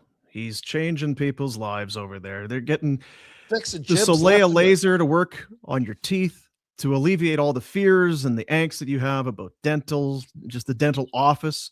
Pain-free, you're relaxed, sedation dentistry. The technology has taken, it's, you know what? It's grown by leaps and bounds, not just leaps. Invisalign, sleep apnea treatment. The snoring treatment continues to be something that's kind of amazing that you would go to your dentist and find out that you could have. 2 15-minute treatments last up to a year. Gentle tension in the soft palate reduces snoring. Most insurance plans will cover that for you. Learn more, book a consultation at outdoor.dental today. There again, outdoor.dental. That is a website. That is what you type in. to your I got a search. fun one for the fall. We said an over-under on points for Raddysh because I don't know which way it goes. It's a fascinating conversation. Bold. Like if you put me on the spot, I'm like, okay, 70, let's say he ends up elsewhere. You delete some Kucherov points. You understand the shooting percentage is probably unsustainably high because he's got 20 plus. Like is 55 points a reasonable over-under? I'm under. 50? I'm I'm under under. at 55. 45, you for sure. probably go over, I'm guessing. 45, I'd go over. I'm right around that. 50 is probably the over-under that would be like, Yeah. because 55 points as a That's a ton. defenseman is one. And that Of a year. if he is going to be that guy, you're going to be okay giving him 9 a year. The question is, can he do it? It's happened once. If Rasmus goes July 1, does he get 9? No, I think he'll be the high 8s or mid 8s. And I think his agent, like Claude Lemieux, did a really good job of figuring out exactly what the market bared when he didn't end up going to Boston, because they got far enough down the track that they talked about an extension. And when all of a sudden Rasmus says, I'm not comfy extending now, then he ends up going to Vegas, where he may have been his preference the whole way. I would suggest that's probably the case. But at least you got a free kick of the tires on what does the GM think I'm worth. I got a really good idea what's out there July 1 in case something hits the fan. I don't know. He might, because there are teams that you just said are desperate for. And it's an interesting question. If you're looking at a right shot D-man second pair, would you be a slam dunk for Rasmus? Would you take Raddysh? Is it a consensus? Would you have 16 GMs like this guy, 16 like that guy? I wonder. Can I just popped in my head? That's what thoughts do, Dean. Has Popping. Carolina influenced any around the league? If Do you Carolina's know what I influenced mean? anything, Like they're their buy approach low. to things Yeah. are no, we don't do this. And We got a hard number. We're not giving you that. well, even a hard number, they're like, I don't give a shit if Yeah. Like they like Dougie Hamilton, and they're like, no, we're not giving you that. And in hindsight, you're like, yeah, well, if you can get Goss to spare at 3 and change, I don't want to hell build yeah. out my organization with bringing a guy in that's Yeah. big dough. No, I'm Carolina is buy low, buy low. When you look at all the guys they brought Carolina is the it's best incredible. run organization.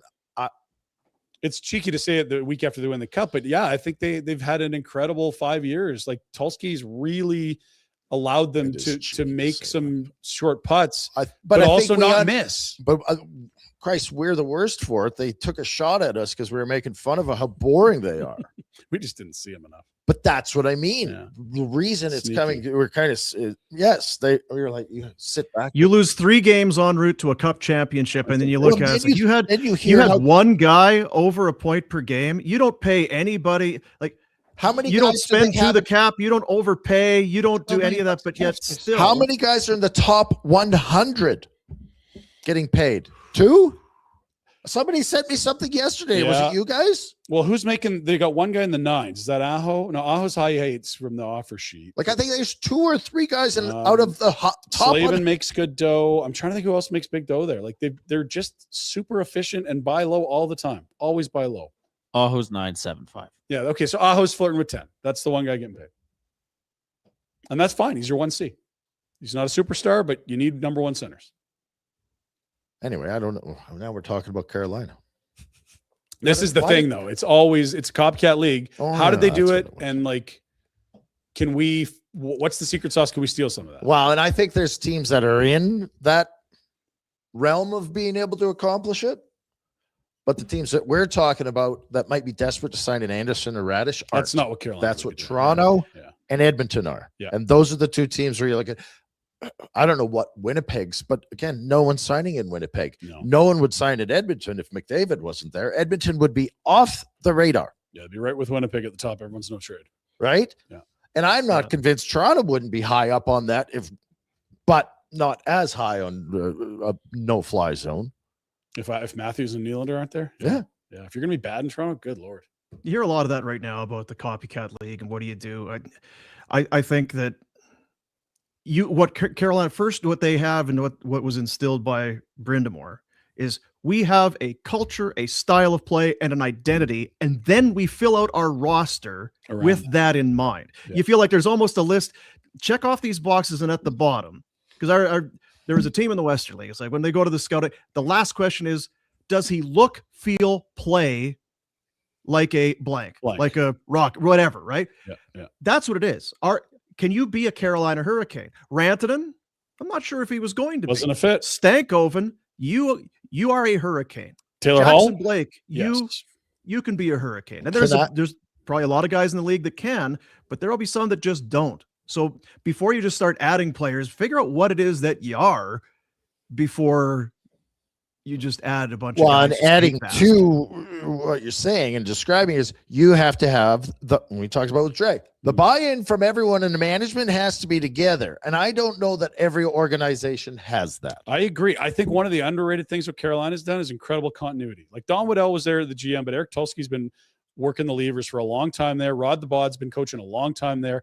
They are in lockstep since the new owner took in about what they are, what are their philosophies, and how they're going to execute and have success. When you're changing your coaches every 3 years and your GM every 3 or 4, it's tough to have that continuity, and philosophically we're all on the same page. It really is. Now you can look at Winnipeg and they've had continuity and it hasn't worked out. They haven't won. Yeah. And to But- be fair, it kind of looked like Carolina before this year, where it's like, yeah, they've had some really good years. They haven't got done in the playoffs. Yeah, and if they ever got over the hump, you'd be like, geez, Yeah, look that's at- a well-run organization. One Look at GM, those the guys. entire history of the franchise. Mhm. Yeah. That's a fascinating team. Like, because it's a market we haven't talked about since the regular season ended, but like to go from President's Trophy and almost the exact same group minus Ehlers to be like, whoa, you're picking Yeah. 8th overall, 7th overall. Like, Well, whoa. that's what I was saying with Toronto was a top team, and all of a sudden they fell off. Fire the coach. Edmonton. Fire the coach. Like, Yeah. Arneal has to be on a hot seat, doesn't he? Yeah, and you know what? Like, I'm done second guessing Mike Babcock or Mike Commodore on coaches. He's not an Arneal fan, and that's not to say Commie knows everything, but everyone yelled and screamed that Mike Commodore is just sour about Mike Babcock, and then everything we heard after, you're like, well, Mike. Actually, a lot of people are now saying what Mike was the only guy comfortable saying publicly. He's not an Arneal fan. We'll see. Lease busters. If you're stuck in a car lease and you want out, Lease Busters can connect you with someone who's looking to take one over. No penalties, no buyout headaches. Instead of paying thousands to break your vehicle lease early, you can just transfer it. Lease Busters helps make that process simple. Why pay to get out of your vehicle lease when someone else can take it over? It's what Lease Busters is all about. It's what they're built for. Don't fight it. Just list it on Lease Busters and move on. For more information, check out leasebusters.com. Jack, if you were going on Lease Busters, are you looking to get out of one or are you looking to get into one? Get into one. Yeah. I'm always getting into one. It's something to do this afternoon. Get into one. That's right. Always looking to get into one. Good stuff. Like that. Did we ever go through our cup picks? No, we don't need to. You kind of dipped a toe yesterday. Well, we repicked our picks halfway through, but I think Jack was the only guy that switched, so it would be easy to do. Whoa. If everyone gets to switch, I want to switch. Yeah, Rhett wants Carolina now. You Yeah. okay with that, Jack? In 6. Bonus. Wow, nailed it. I can find the picks. He'll find it. But Yeah, it's in here somewhere. I think there's a reason I bring it up. So maybe I had Carolina's. yeah, wonder if you know. He's acting coy. Oh, I'm getting a. No. It was a 3-way tie heading into the finals, and Well, what'd you have, Jack, in the final? Carolina in the 6. second time he did. Yeah. There you go. Way to go. So that's 2 points for you. Good job, Dean. Dean, what do you have? Carolina in 6. I had Carolina in 6. Yeah. You guys are both at 14 points. I had Carolina in 7. I only get 1. That keeps me at 11. And Jack Rhett had Vegas. Get out of here. Oh, I made the switch. You were the one that said You it could guys change. weren't You know. One complaining hell when I of a switched from self-promotional job you Colorado. did there, Oh, Dean. okay. You were A-okay with switching picks, and now Oh, Jack's tied. You're like, just- wow, we added yeah, more Vegas, picks. I don't know. Just It was adding more picks. I'm just curious. I forgot what happened Maybe there. those cup picks You know what? I am so very rarely victorious at anything in life. Like, there's not a lot of victories over here, man. You're winning right now. You're in the Yeah, mountains. look at where you're at. You're in southern France, living life. South of France, How's the in food? At an old castle. Mount Contron Blanc back there. That's what it is. Huh? Beautiful this time of year. It's nice. Oh, wow. How's the wine? Yeah. When do you start? You Delicious. got a glass of Chardonnay yet, or what? It's a more of a rosy. Got it. Give it one of those. It's a tie with Jack, Dean. Since you allowed him to amend his picks, it is a 14-14 tie atop the leaderboard with you two. Nice. Congrats, right? Boom. There you go, Jack. Shut up, Jack. And to be fair, he did move out of Colorado in 5 against Minnesota because That of the is snow true, call. yeah. So it would have been a that tie. is true, I Didn't suppose. a lot Yeah. changes too. Jack, So it's it's such a unbelievable. dog. Unbelievable stuff. Ryan Pinder. All right, it's time for the Pinder Report. Our great friends in the Northwest Auto Mall, Village Honda, presenting that. They got you sorted for Father's Day. Fear not. It is a Father's Day gift idea handled. It is the Village Honda detailing kit. $22. That's it, plus GST. Help dad keep his vehicle clean, looking its best. Village Honda, your dealership for life in the Northwest Auto Mall. Online, villagehonda.com. AMVIC licensed dealership. We start today with a mock draft, I guess. It's getting real thin here, Tino. It's another mock draft. Oh, The Athletic, they're doing it, giving another run at this thing. McKenna goes 1. Stenberg goes to San Jose. They avoid the temptation of taking a D-man and take the best player available. At 3, it's Maholter to Vancouver. Then it's Carls off the board with Chase Reed in the 4-5 spots, leaving Calgary at 6. Is it a Verhoff? Is it a Vigo Bjork? It is a Vigo Bjork. Julian McKenzie did the picking for Calgary as they allowed each staff writer to make the pick for their respective teams. Flames are starved for talent in their prospect pool. I'd amend that to center talent. They could make the safe pick and get Verhoff and get a big two-way defenseman, call it a night. But Bjork has turned heads in recent weeks and months, particularly at the World Championships, where he picked up points and held his own against NHL players. McKenzie also notes that smaller players having success, like Benson, Point, Stankoven, as pivots, maybe not as scary taking a smaller center it has been in years past. can this That's just the go pick to at bed? 6. It'll go to bed What's next matter, week. Reds? 26. Come on, what? I get so burp Come puke on. when they The small centers thing. we're really Yeah. worried about size. No one's worried about size. Are you good enough?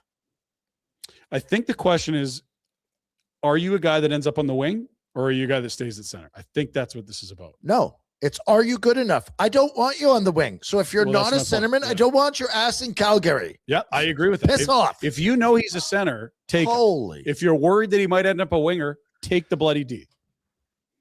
I agree with you on that. Jack, who do you want the Flames to take? This boy right here. You know why? Because look, bottom left. He grew up competing in intense games of table tennis, floorball, soccer, and hockey with his brother Wilson. Floorball. His dad, yes, Swedish, sir, eh? also played pro hockey in Sweden. And that looks like Nick Lidstrom to us, right? Unless that's his dad, because all Swedes look the same. We'll never know.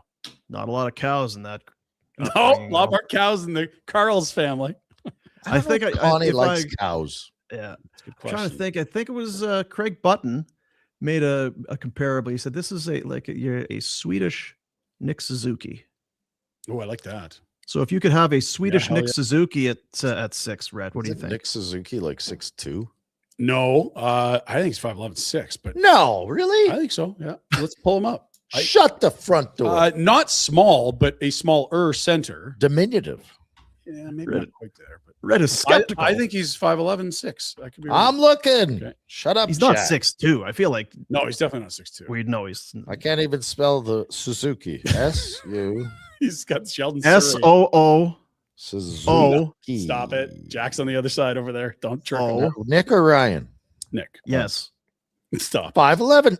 207. He's a fat 207. bastard. Well, he wouldn't have been that in his draft year either. Nice tick. He ticked He's black. tick. I like it. Red, who Now, do you if want you the Flames think- to take at If 6? we get Nick Okay. Suzuki at 6, Oh, you're I'm dancing going in the down streets. to hug Connie and Pascal and even Donnie. Even He's getting one. Even Laying one Donnie. on him. Yep. Here's a free shirt. Smooch? Give me a hug. Here. Okay. So I'll give you a fun one. If Verhoff is Petrangelo and Vigo Bjork is Suzuki, and they won't be, it's a fun game. Let's be idiots. Well, some Who do you- they who do you can take? be.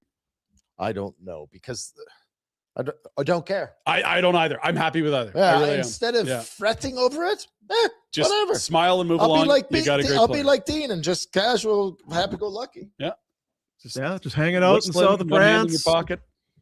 Whatever. Letting Smoking life darts, take its drinking course. red. Yeah. What's your I guess the smoke signals telling you, Dino, about the pick at 6? Because I have no smoke signals. Like that's the thing. It's in this It's- basement. well, it's France. It'd be a long way from the yeah, it'd be a long 555, way. and that might just be the dust from construction anyway. I don't Yeah. know. Yeah. Jack wants Bjork. That's all I need And to hear. as an organization, and I'm going to speak for all the fans in Calgary, You do it, get Rhett. a player that contributes and can make a difference. Yeah. I hold umbrage with Pinder's start to the Pinder Report, where he said, or to this little Mock draft. Yeah. mock draft thing, where we don't have talent up, or we needed center talent. No, we need talent. Yeah. We need talent everywhere. Skill. I'm not Get making skill. fun of Yeah. anyone that's here, but we need more talent. I want to see agree. some Beckett Seneca. If Oh, you shit are in going 5 on. years down the road and you have a contender, who are the skilled players that are selling tickets? I don't think you've drafted a lot of them yet. You don't have them. Like it may be a Gridden, maybe a Coronado, And you Parak, maybe, but you need more. I'm with you. And Whether it's a listen, winger, a center, or a left shot, like you need more. lot of consolation actually as Flames fans watching Carolina win Mhm. in the maybe we could do that. And I'm all for it. You don't have to have can't have McDavid because he's McDavid. Right. But if you can get a bunch of guys that are really effing good, Structure, continuity, work ethic, net minding. They're a lot Yeah. closer to being that team than the ones with superstars like Colorado. yes. It's a path forward that's a little easier And to squint listen, and see. the hockey gods hate us. So we Always. have to do it differently. We That's are right. not winning lottery drafts. We're not getting We're not the Festival Vegas City. winning, We can't have everything. getting the extra first rounder. That's not who we are. No, it's never easy. Just the way we like it, Dean. Yeah. Just the way. The smoke signal that it just and then, again, it's just reading stuff online, Mhm. and who knows what. You're right. But I wonder if when we get to because Chase Reed has kind of feels like he's separated gone. himself. He's Yeah. kind of moved up that board, and then Stenberg I don't think is going to fall. Malhotra will be gone too. Yeah. It feels like Malhotra, and I wonder if Carl's might be maybe who they want goes a pick early, and I wonder if they pivot to to Bjork. I'm kind of with you. Like the guy I want to see slide to 6 is Carl's, because I don't think there's a chance that Malhotra, Stenberg, obviously McKenna or Reed will get to 6. But if Carl's isn't there, I think you have. And again, to Rhett's point, if they're both going to be great players, go up, take the guy at the top of your list, be happy you got a core player for the next 15 years. But I feel similarly. I'm hoping Carl's will be there, but I don't think he will be. Yeah, I'm kind of with you. It feels like it's Bjork or Verhoff. So Rhett, if you have your Connie hat on, with what you know of What Verhoff, position did Craig play? he was a forward and primarily a center. Who got hired last year in Europe? Hired in Europe. Did you say Marcus just Nilsson? talked about him. Okay. That's why I As a thought- scout. That's why I thought you'd nail it. Yeah. I was assuming Who's that's pals with Craig? you. No, he Iggy? hates me.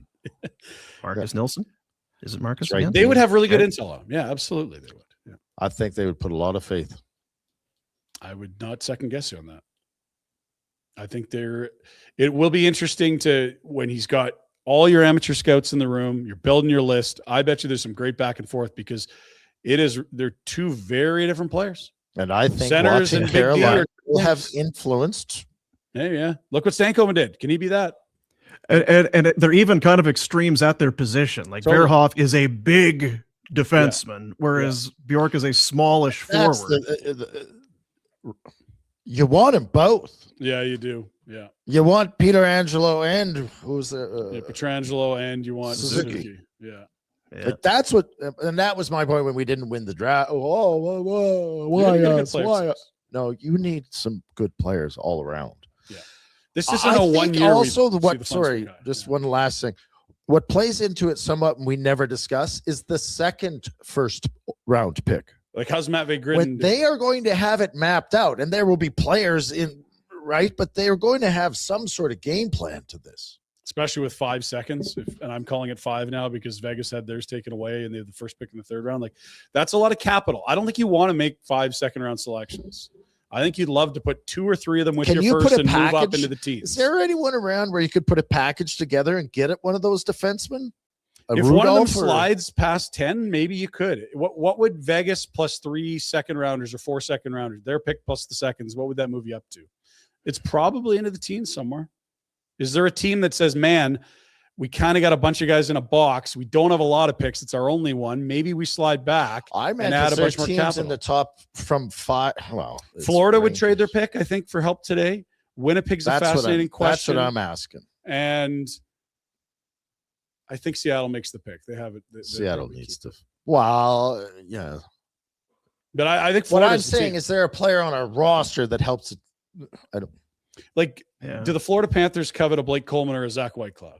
Could you go get number 8 from them?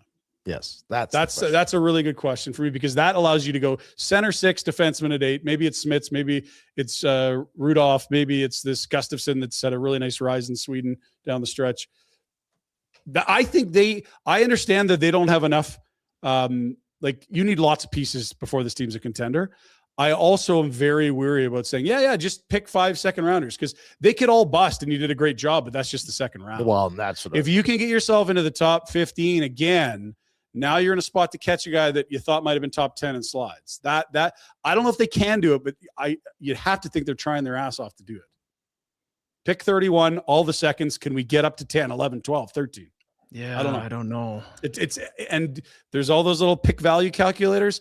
It takes a lot of second rounders to move up. It takes a even lot. 3, 4, That's the 5 thing. picks in the first round. Because if you You're if asking you- someone else to do what you are capable of doing. you Yeah, fire out Pick a calculator. first rounder and then 3 more seconds, like what if you get a Stankoven with one of those seconds? Like Yeah.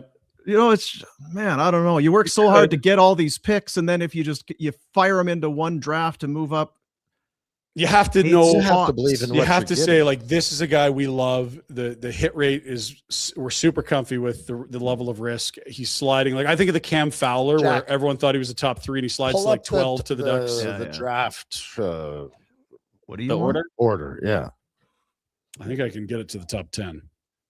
you can. I think so. So 1 is obviously Toronto, 2 San Jose, 3 is Vancouver, 4 Chicago, 5 New York, Calgary 6, Seattle 7, Winnipeg, Winnipeg 8, 8, 9 Florida, Florida 10 9. Nashville. Nashville is interesting. They got a new GM, but I think they'll collect the parts.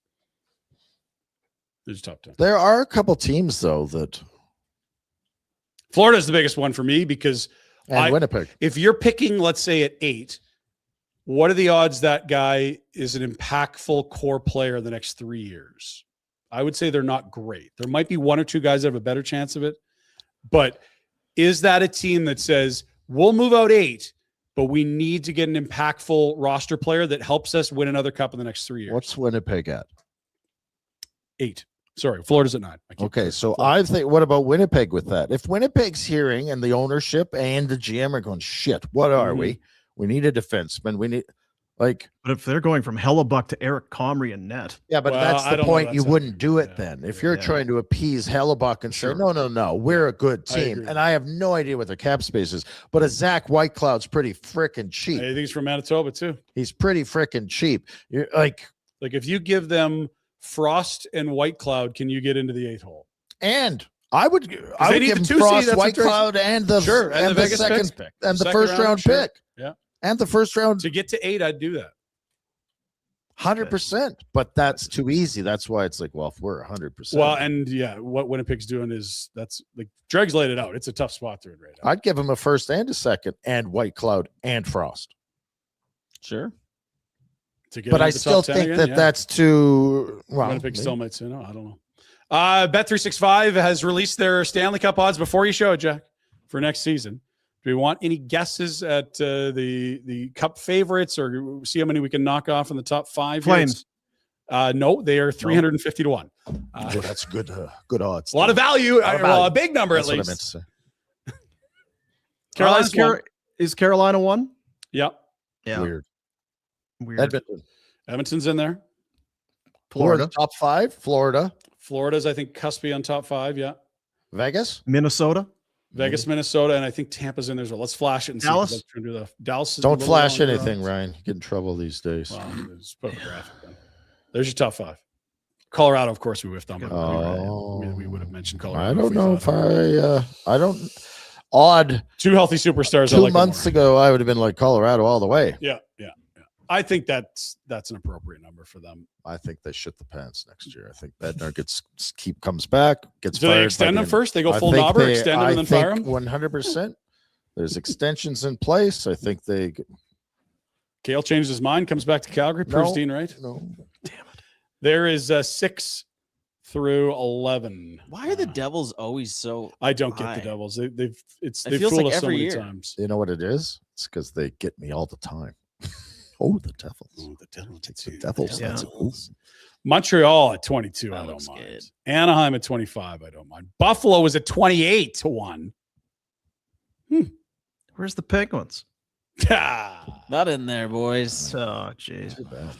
We'll keep moving. There's a trade yesterday, believe it or not. Ross Colton, no longer a member of the Colorado Avalanche. He is sticking with his GM as Chris McFarland went to Nashville, and he knows the player. Player knows the GM.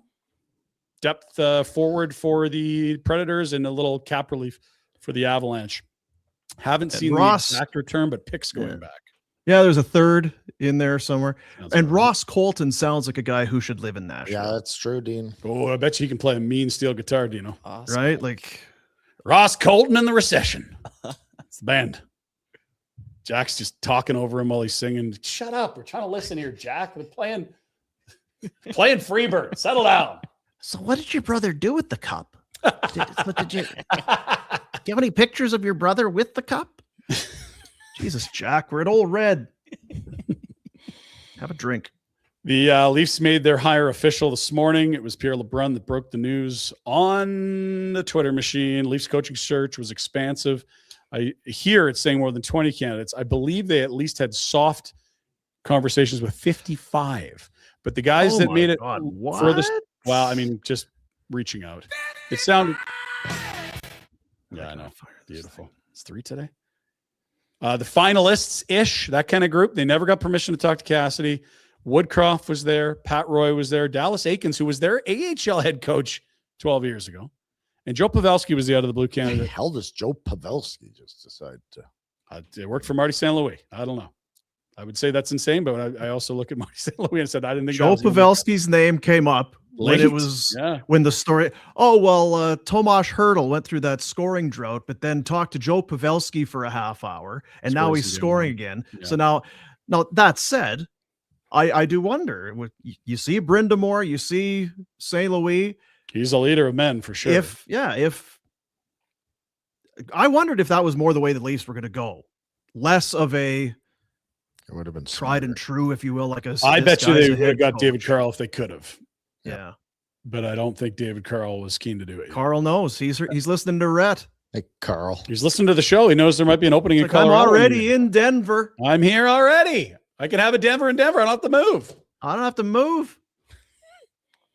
More Hiller stuff from the Kings. There's the hello and welcome. That's not from the Kings. Thank you. Hello. The next one's from the Kings. With Hiller, 5-on-5 expected goals, 5th, 1st, 4th. Okay. So tight defensive clubs now. Is that personnel? Is that his style? We'll find out more in a second stop. I do Now that, of keep coming course, back to Red this. is Wait and This that, is of the course, under the Red. hood That's the stuff, yeah. it's the 5-on-5. What is that? It's even strength.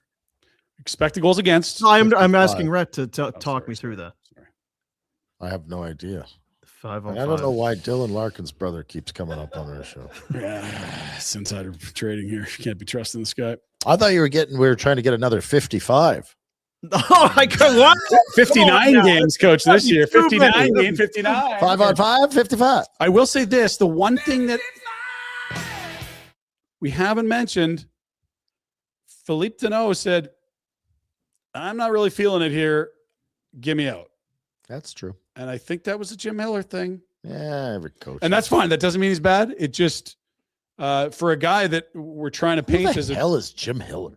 well, this is what we're trying to figure out, right? Exactly. For a guy we paint as a guy that had really good defensive clubs, you'd think Philippe Deneau would love it. Well, you want to get back to Montreal. Did fine there. This was an interesting bombshell from another show on our network. Was it Coming in Hot, I believe it's called, Jack? Yep, coming in. Aaron Ward, who longtime TSN broadcaster, player, had a Babs story, which is interesting because he didn't play for Babs. I don't envy being a GM if you have half a brain. If you're in Northern Alberta right now and you've got that 3-ring circus going on, you're just an idiot. But you never played for Babs, did you? You know how Babs works? Babs is control over everything. When I was at TSN, Babs called the powers that be to try to get me fired. I had someone in Detroit leak something that was true, and they got pissed off that who's Aaron Ward to be able to say that? I got a call from someone at TSN. You go, you're not going to believe this. Babs is trying to get you fired right now. I go, what? I get mentioned by Babs on local TV for being some nobody, and who's this guy to release the information? He has no idea what he's talking about. Well, guess what, idiot? It came true the next day. You and I played with certain guys generationally in that organization that ended up, and we're not going to name them, but they ended up being in management. The number of guys that told me that there was basically take a ticket and they were going to hold a raffle on who got to tell Babs he got his walking papers first. There was a lineup of guys. Hate him. They hate him. And here's the truth. There's a reason that when you are potentially going to get hired, that all of a sudden the PA's feathers get ruffled and say, whoa, hold on a second. We have other things we didn't feel necessary to release because, hey, we thought this guy was a D-bag enough that he was going to not be hired the first time. The tread has worn off the tire with that individual. So there's Aaron Ward. I think he's going to be a great fit in Edmonton, right? I say, never mind this investigation. Go get him, boys. Let her rip. Welcome to Alberta. Aaron Babs. Ward doesn't. He's not that kind of guy. I This liked is not Aaron a hot Ward. They take canned artist. him, That's didn't they? that's interesting. Try to get a guy fired. That's his family's Very living. nice. There's food on the table. Babber, Come on, Babber. come on, Babber. I don't. Doesn't seem like Babber, but maybe it is. Oh, jeez. You think you know a guy. dude? Aaron Ward, eh? Yeah, you Well, I think you guess know he a tried to get guy. fired. Shoot. Let's keep moving. Bobby Germany's got the scintillating conversation trade proposals. Another one today. We kind of What did. are we doing? What? Oh, I think it's Come on, Bobby. It's June, buddy. What the hell else are we gonna do? Who says no? Mason McTavish to Calgary, to the Ducks, White Cloud, Coleman, and the Vegas first. Let's take a while to digest it before we jump to an answer. McTavish is a center. Had a tough negotiation with the Ducks last year. Fell down the depth chart. They've got Leo Carlson. They've got Granlund. Roger McQueen's theoretically arriving sometime soon. They've got some good center depth there. didn't have a great year. Did he take a step back? Was he not happy? Is he pissed off at Verbeek because the negotiations were so difficult? And what do they get? Well, there's 2 more years of Zach Whitecloud at a very reasonable number. I'd say he's probably a really good second or third right shot guy. Played better than that here. Blake Coleman, there's your shutdown winger. Every team would love to add for a cup run. And the Vegas pick, the third to last in round 1. Do you know? Who says no? I have to sneeze. Flames. I mean, it's no. Okay. And the logic behind that being you're going to get more firsts for Whitecloud and Coleman anyway? I think if you get into the season and if those first 2 guys play well enough, you'll be getting high picks. You'll be more getting late firsts. Yeah, you'll be getting picks for those guys. It's just too much for Mason McTavish, who's not a center, correct? Center. Yeah, Is he a center? He's a center. That's Yeah. And again, if it looks like the Flames are really horny and giving up a lot for centers, it's because they have no centers in their system. I would have to call my buddy. Get some intel. You can answer tomorrow. James McKee. Jeez. As he coached him. Okay. We had this chat before regarding because he was a Peterborough Pete, and then Rhett got mad and said he wasn't a Peterborough Pete because he played for Cheese. Well, and he played for 2 different places, obviously. Yeah. Okay. He's the shits if he's getting traded in junior. Good God. Jack, who says no? Is that what it is? I'm clicking fair trade. 3rd overall, he was chosen. Had a 60-point season a couple years ago, I want to say. It's the high water mark. High water mark, 52 points in 52. 76 games last year. Okay. Not last year, the year before. Year before, yeah. Bad year this year. 43, 42 in 64, 76 games, 52 points. You Why see can't this you- sometimes where negotiations. 6'1", 219. Big center. Why How can't you is it? play for Quenneville? That is would that. be I will say this. I don't want to say a free pass, but we've seen too many really good players have really long negotiations that eat through camp. We saw it with Swayman a couple of years ago. We saw it with Nylander, I want to say 4 years ago, maybe longer. Yeah. McTavish this year, where it's like, I'm less worried about him putting up another, 40-point season. It's just, it happens all the time. These negotiations go late. No, it's going to be fine. It's not going to be a distraction. Guy doesn't play well. Is it a buy low opportunity, or to whoever said the Quenneville point, was that just a bad team where he got more I minutes? don't feel like that's buy low. Like that's a first and 2 roster players. I'm Like, talking about where Mason McTavish is on his. Right, but like the McTavish. Zegras was buy low. That was like a second and a third kind of a thing. This is paying for a But you very believe good young Coleman's player. getting I you don't a think you're first? going to get a first for Coleman. I did don't not either. see a winger get a first this year. yeah. Centers got firsts. Whitecloud, depending on how he plays. The cap I hits think helpful. we've all said it. We've been like, I think Vegas would have been just as happy to keep Whitecloud and Reneg on that deal that they made. But they did make that deal. And that speaks, and Whitecloud only makes so much money. There's a reason. You know what I mean? We thought he was a 5, and he probably is on a contender. He's been great here. Yeah. How much expectation? He's not a top pair D. 0. Yeah. He makes On a bad what he team. makes probably for a reason. And I'll say this, like let's say you get a first for each of those players and the Vegas. What if you had, let's say, pick 28, pick 30, and pick 32 over the next 3 years? What are the odds that any of those players turn out to be as good as Mason McTavish? No, I would say is? I would I take don't that know. trade. Yeah, I would do I it. get if I'm it, the Flames. but it I would doesn't. take it. It doesn't keep you from doing other things with those Correct. picks down the road. Correct. But Like we say first, we get excited, but if a team's giving up its first, it's often a very late one, especially when you're for the Flames and the hockey gods curse you. Pick 32 from the Panthers last year. Pick 30 from Vegas this year. Keep moving. More Flame stuff. Check out the barn. It's coming along, friends. This is just 2 Stampedes away, Rhett, from this. I don't stand. Putting the roof on the one side there, eh? Are those solar panels? It's a solar run operation here? Yeah, they're making ice with sun. Wow. Some magic stuff. Jack was the engineering brains behind that. It's really nice. It's going to be really nice. It's a lot of steel. A lot of concrete, a lot of steel. Mm. Be a little ice in there, I imagine. 2 falls. Mm. It's coming along. Pierre LeBrun had his NHL notebook after the closing of the Stanley Cup final, and there was one Flames note in there that particularly caught my eye. So much so that even Ryan Pike got around to writing about it on Flames Nation. Here's the blurb on Blake Coleman. 1 year left, $4.9 million. this is an offseason that will spark some decisions for him and the Flames. It doesn't make much sense to keep him through the summer without an extension. An extension means you want to commit to him being a leader for the long term. Flames could also gauge the trade market the next few weeks. The interesting tidbit here for me, Dino, Calgary's willing to make a hockey trade involving Coleman, but not a picks deal.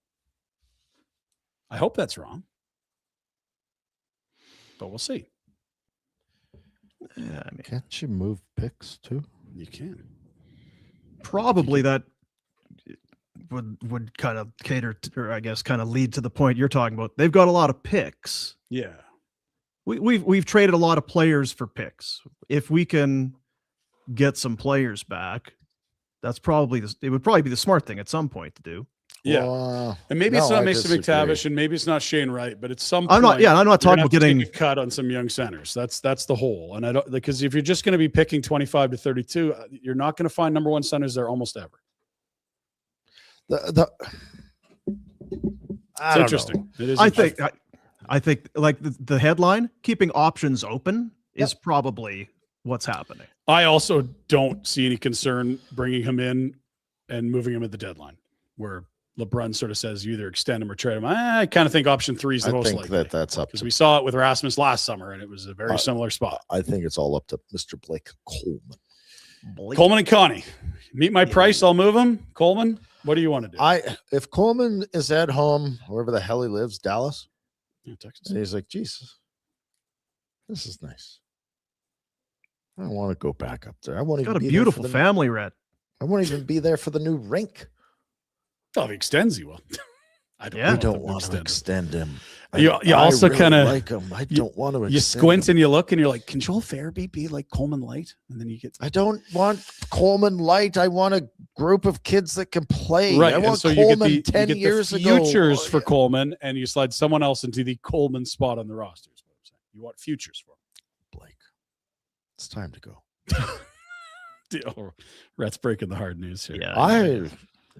If I'm the rest of the league, I want this guy on my squad. Hell yeah. If you feel like you're a checking winger away, that is top of your list. That is. Can you get a first for him? Ryan just gave you a hell yeah. Mm-hmm. Hell yeah. World Cup was excellent. This is the longest June show trying to fill time ever. Just doing my best. We're not even close to done. What?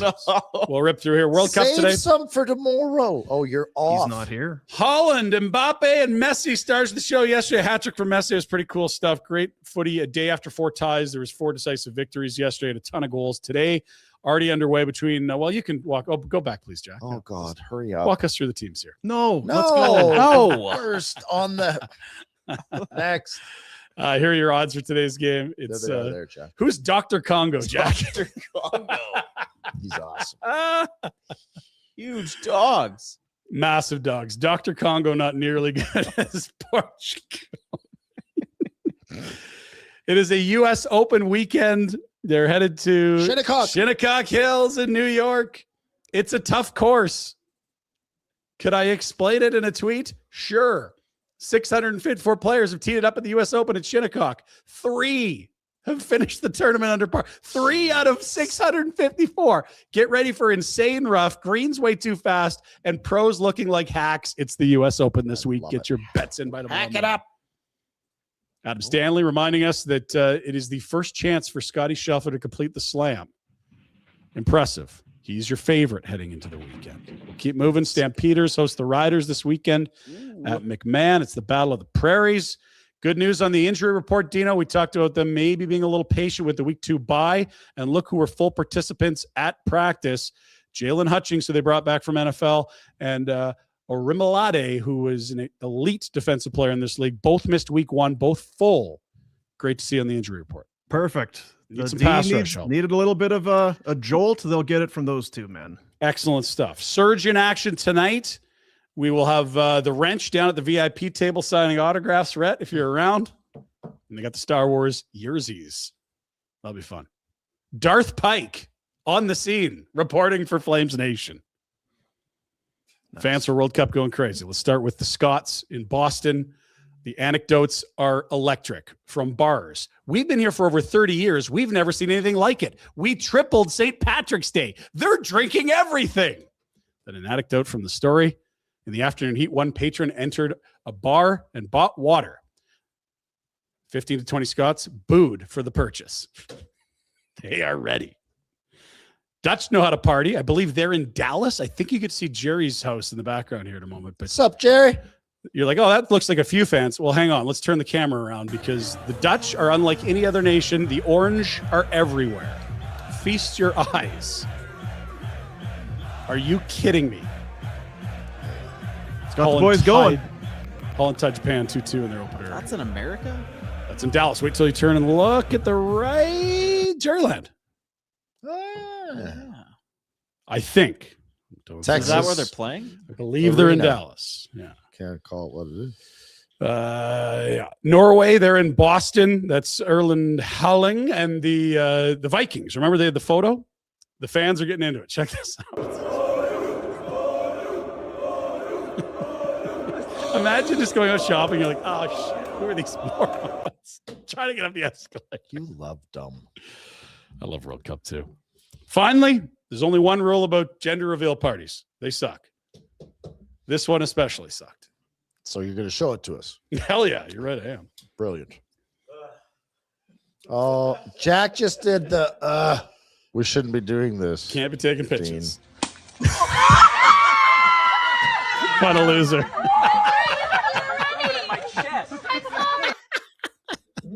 That guy's a dork. That is correct. That's your Pinder Report on this Wednesday, June Hit 7th. yourself in the head with that. You bat, can't be loser. taking pictures of the gender reveal. It's a rule. You threw it at my chest. It's your fault. Swing the bat, dummy. He's got a bat too. I'm sure he was really hoping for a girl.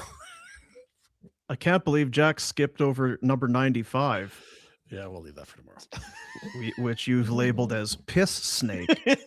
We can close on the. You want we piss gotta skate? go.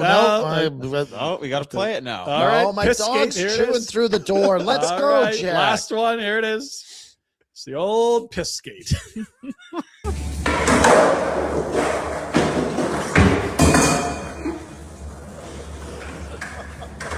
Do you guys have a vehicle to sell? Village Honda wants to buy it. Any make, model, or year, get a complimentary appraisal today. Enjoy competitive pricing, fast payment, and no purchase necessary. Village Honda, your dealership for life in the Northwest Auto Mall. Online at villagehonda.com, Amvic licensed dealership. Thanks, Dean. You know, Ryan, when we left the radio, one of the main reasons was we didn't have to fill a set amount of time when things were slow. Just because it's slow, you don't need piss skate gender reveal videos. One of the just reasons call we it a day. left was to do what the F we wanted. I blame you for the last one. You brought it up. Well, we're that far in. Ugh. We're gonna end with dude taking the Taking the pitch. Yeah, that was terrible. like end on a high note. Or So Was that's piss skate better? well, I thought it was piss snake. It had to be better than let's that. pivot here. We'll find a fellas. piss snake for next week. Had to be See you at that. the airport tomorrow, Dean. Yeah, I can't Don't wait you for that. dare call. Let's look at our bets. Our bets brought to you by Bet365. Every sports fan is going to tell you not all games are created equal. Sometimes the excitement just isn't there. Sometimes you get a dud. It happens. But with Bet365, boring games are a thing of the past. There's always a reason to tune in, even if the score isn't one of them. They can't make every game exciting, but Bet365 can get you excited. Bet365. Download the app today. Must be 19 or older. Please play responsibly. Rhett's a big data guy. Got some stats for you. Xander Schauffele has been incredibly consistent at the U.S. Open. 7 top 15 finishes in 8 U.S. Opens. We're going to take him to be a top 20 at even money. He's done it 7 of 8 in his career. We like that. Max Scherzer, tough go this year. They're hoping he's better. His first one back from the IL was not. I'm going to take over 2.5 earned runs against Boston in that bandbox at Fenway. That's minus 140. Those are my bets today. They don't need to be yours. Lots of footy out there as well. But get your U.S. Open bets in, right? Yes, Rod. Mm-hmm. Here's keen tomorrow. Start I early. don't know how much time I'll sit on the couch to watch. I like Jack's corner bets, actually. Yeah, you like the corners? What corners plays have you got today? You got Uzbekistan against the Congo game. Oh, Dr. Congo. Dr. Congo. Got some corners. Dean's gone. Well, he's quit. Dr. Congo out of here.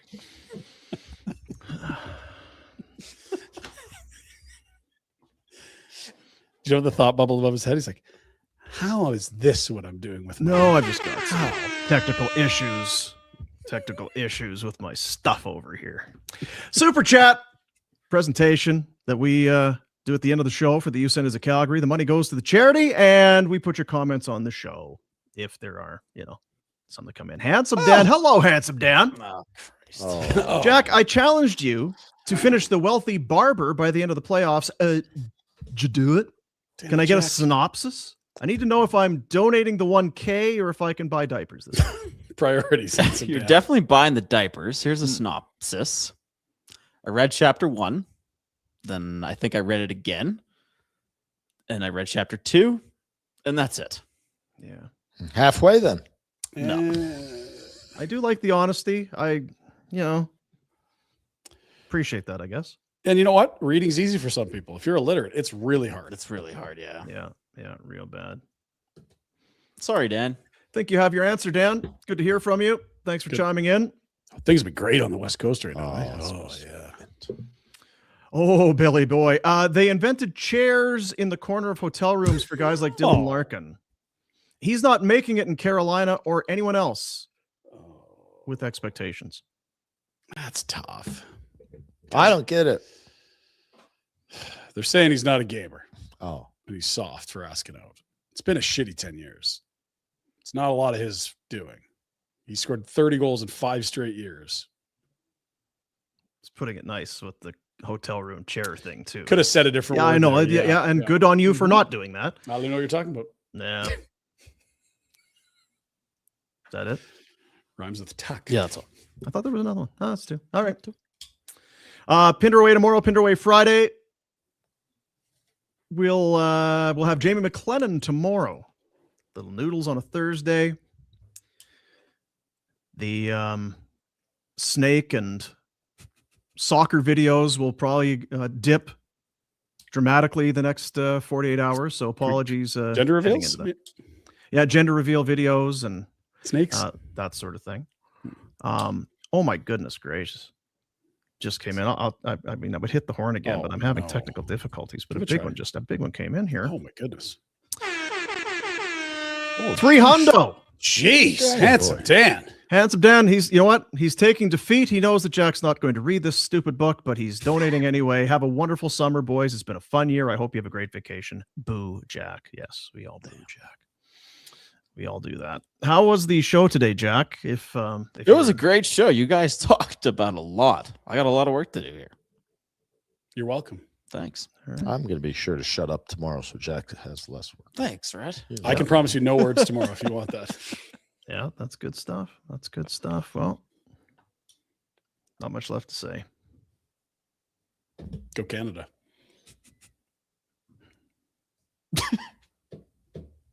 Just always look for some way to get out of the show, you know? You push the button and point. And then you say, see Say, you, buddy. see Are we ya, gonna play buddy. the Globe game? Yeah, play the goal. No, I'm leaving. It's only 12:22. I'm just walking. See you, buddies.